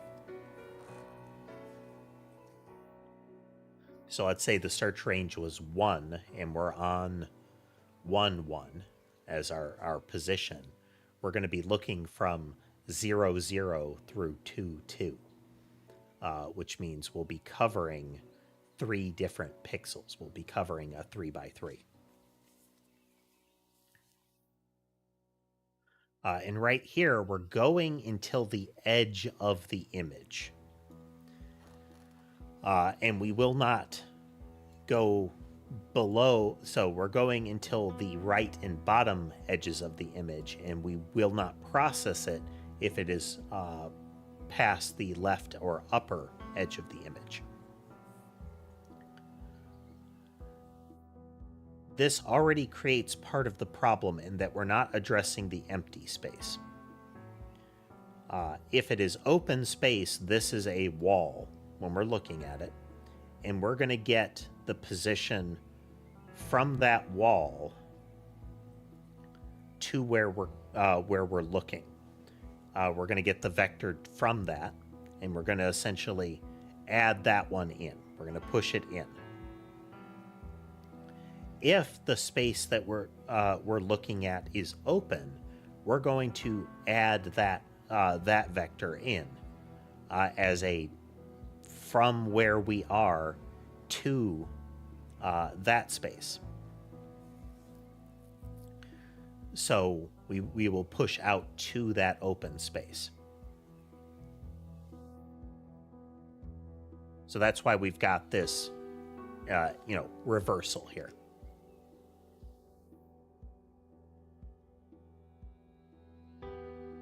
The colors are just vector 4s. We're using the colors to visually represent what we're looking at. But from a functional perspective, we're not really looking at the image. Well, we shouldn't be really looking at the image. What we're looking at is a series of vectors. And these vectors are... We're creating a flow. We're creating a series of vectors that will push the enemies around. Or any object that can't collide with walls. When we're calculating its movement, we look at that and say, adjust it based on this.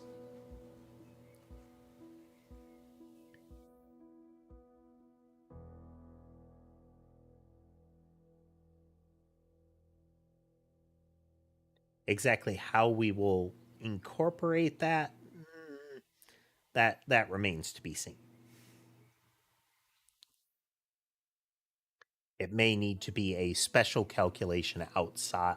It will probably have to be a special calculation outside of the existing logic that adjusts the final direction. 2 things, Odo. We have the giant array that is moved towards the center, and those vectors are static. We offset them. We offset the position that we're looking at based on where the entity is versus where the target is. We adjust the positions.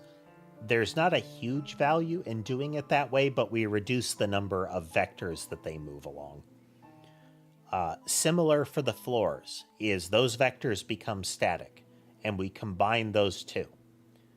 So we get a vector that is, this is how you get to your target. This is the straight line to your target.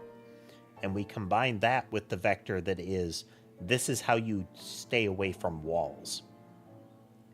So they will still try to move towards the target, but their vector will be shoved according to where the walls are.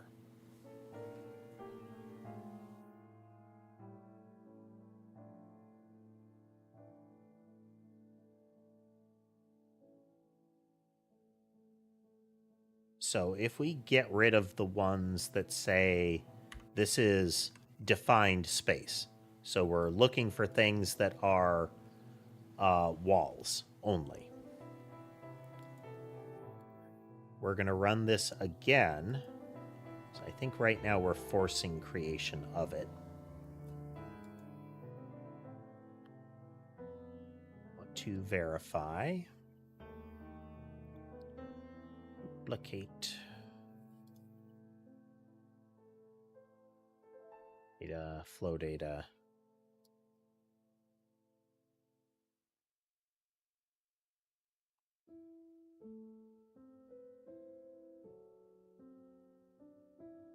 Okay, we didn't. We need to delete it. It's still reloading it.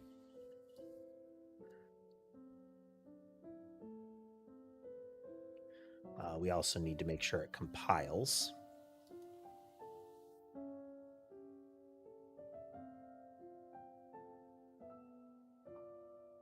So we've removed the logic that tries to push it towards open space here.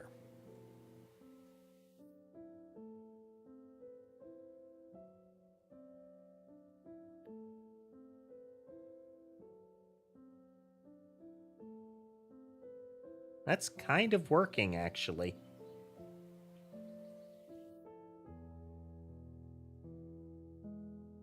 Is not perfect. It's not perfect. So here, we're going to try to lead some of them in here. See, they jiggle at the opening because it's very narrow.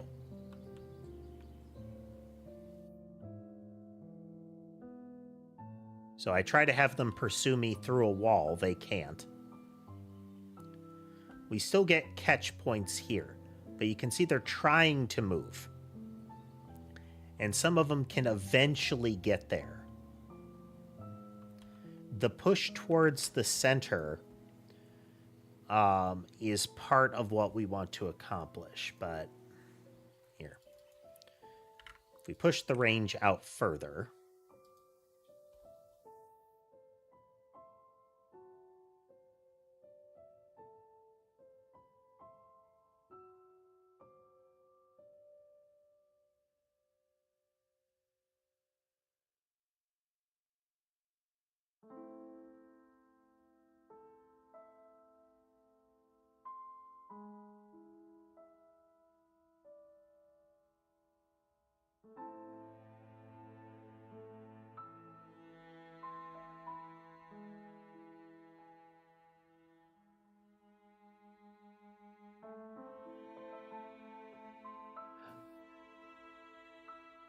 That's kind of what we just did. Each pixel currently, for every pixel of the image, we're looking 32 pixels in every direction to determine how we want them to move. And that is incorporate, like the position of walls is incorporated. It creates, the further you search, the more likely you're going to get like oddities in that. But we can see that that the flow is accomplishing that part of it.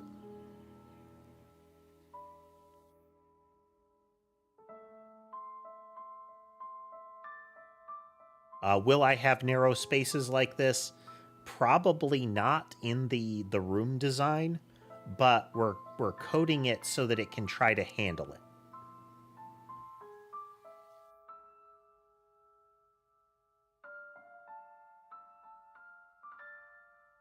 I kind of like some of the erratic motion that they're going through.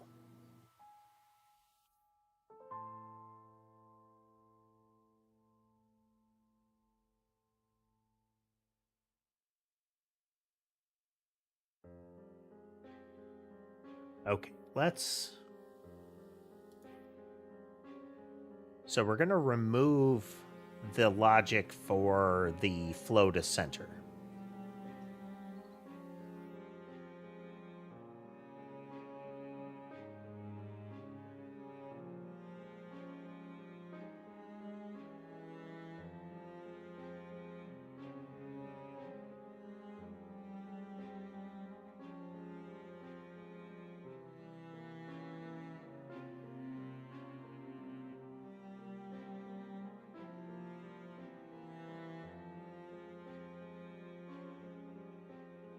Entity movement, yeah, okay.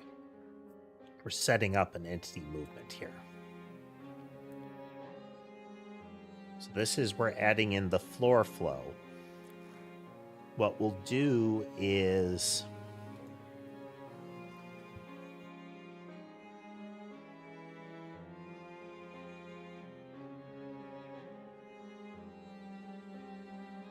So, entity and target position.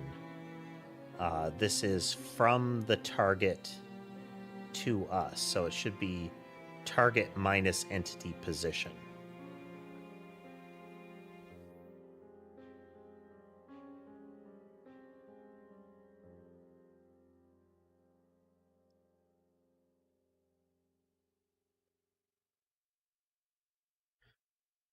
You see how it's saying entity movement dot velocity is equal to grid position?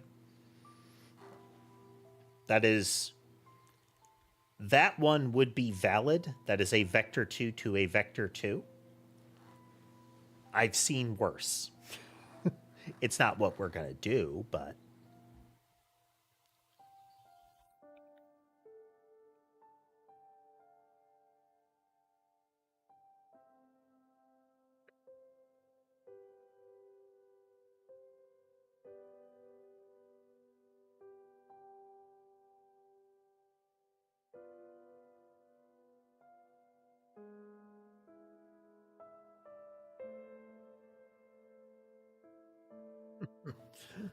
All right, Oto. Have a good night.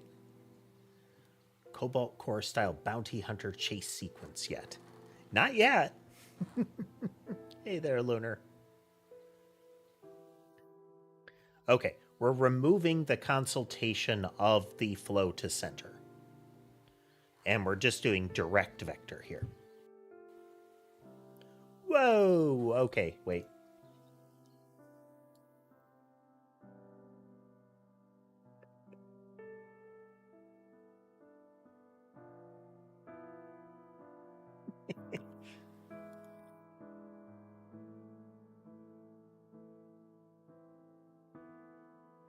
I forgot to incorporate delta.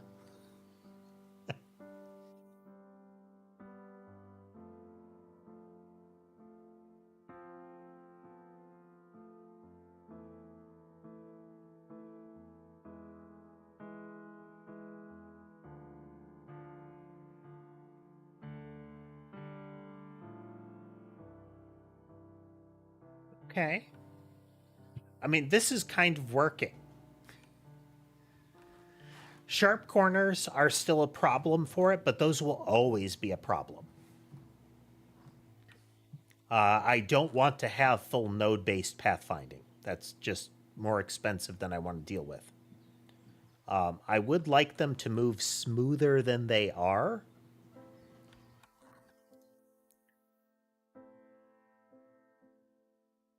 Let's look at the data here. Ooh. Well, this explains the erratic motion. That's wrong. That's wrong entirely. Oh.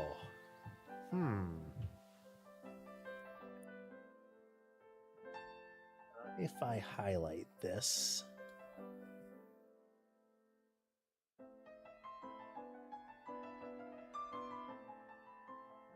have a show of how much I've selected. 32 by 32. Okay, this is a chunk. this is the whole segment, so this will be 32 by 32 as well.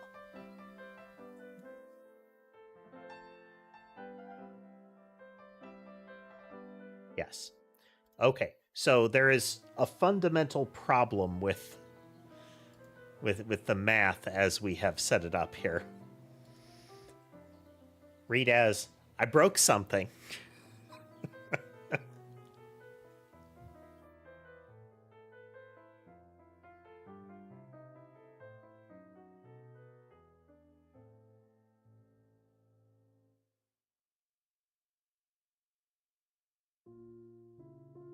So if we get a wall, we want to push from the wall to where we are.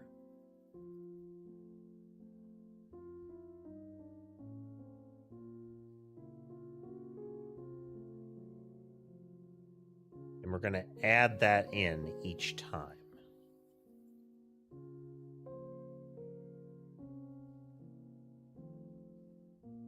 To current is being reset each time.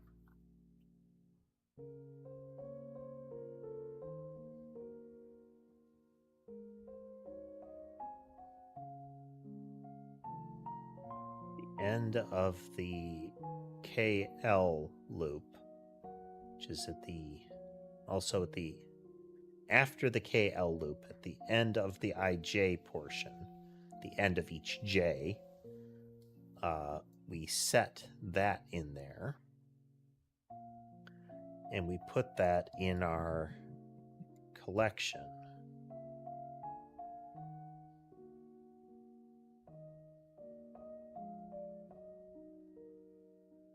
But why is the whole 32 block getting set to that?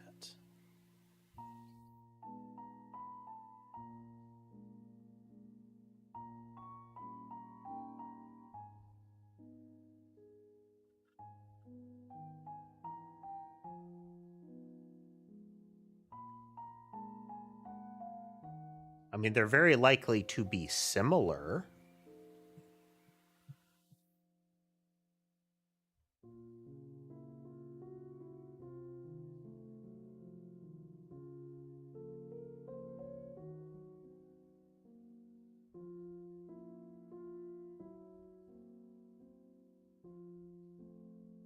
They're very likely to be similar.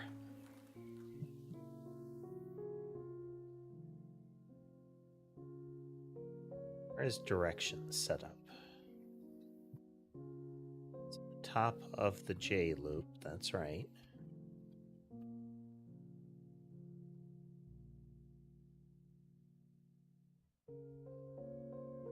So we're only changing the color if it is filled in the image.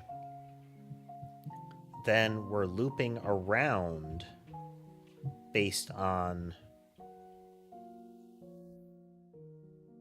the I limits.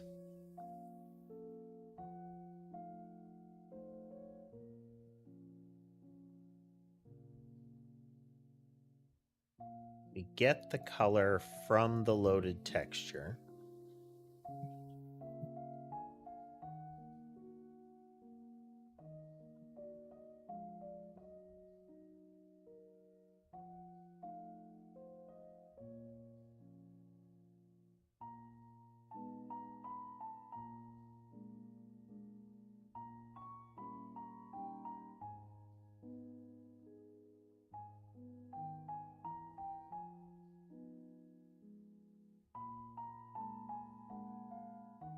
I don't think this is actually correct.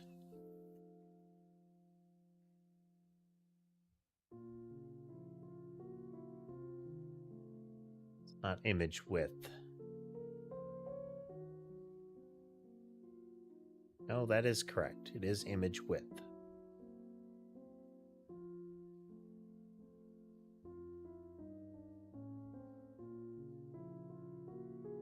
Okay, this math is wrong. Or at least it feels like this math has to be wrong.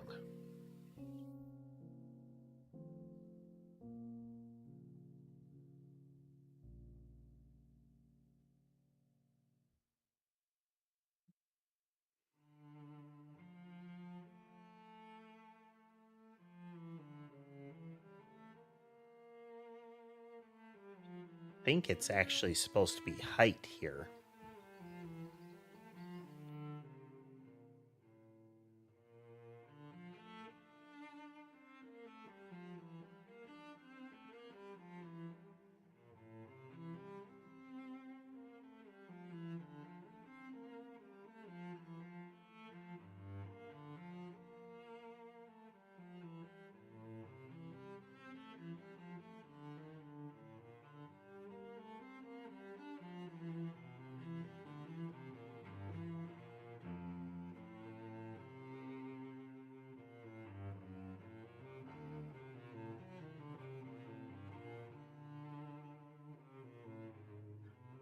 Okay, let's make sure it reloads.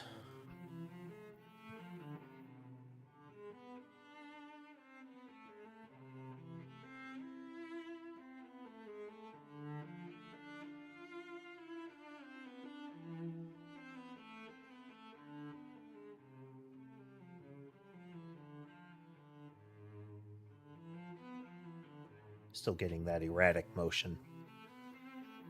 Okay, so our shader algorithm is wrong. It's just wrong.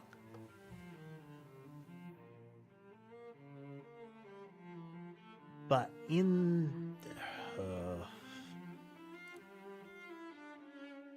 okay, I think we need to think further into this in order to get anywhere. I am going to call it there.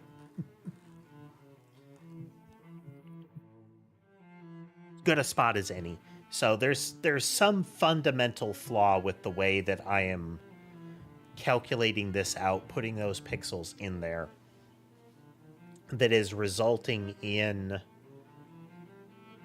this kind of erratic motion happening.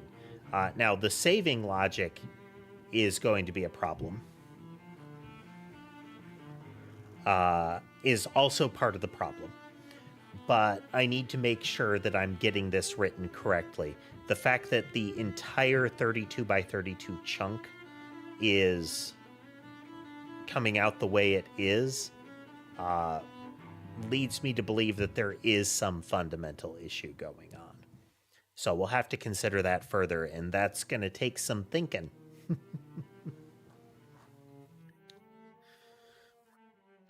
So for the time being, folks, thank you for watching with us tonight. If you like what you saw and would like to see more, remember to like, follow, subscribe, comment. All of those buttons are generally good, so I'd appreciate it if you press them. If you'd like to consider financially supporting the channel, you can do so through platform-specific means as well as other options available through the link tree that can be found in my video descriptions and bio. But with that, I hope the rest of your day is good, and I will see you next time.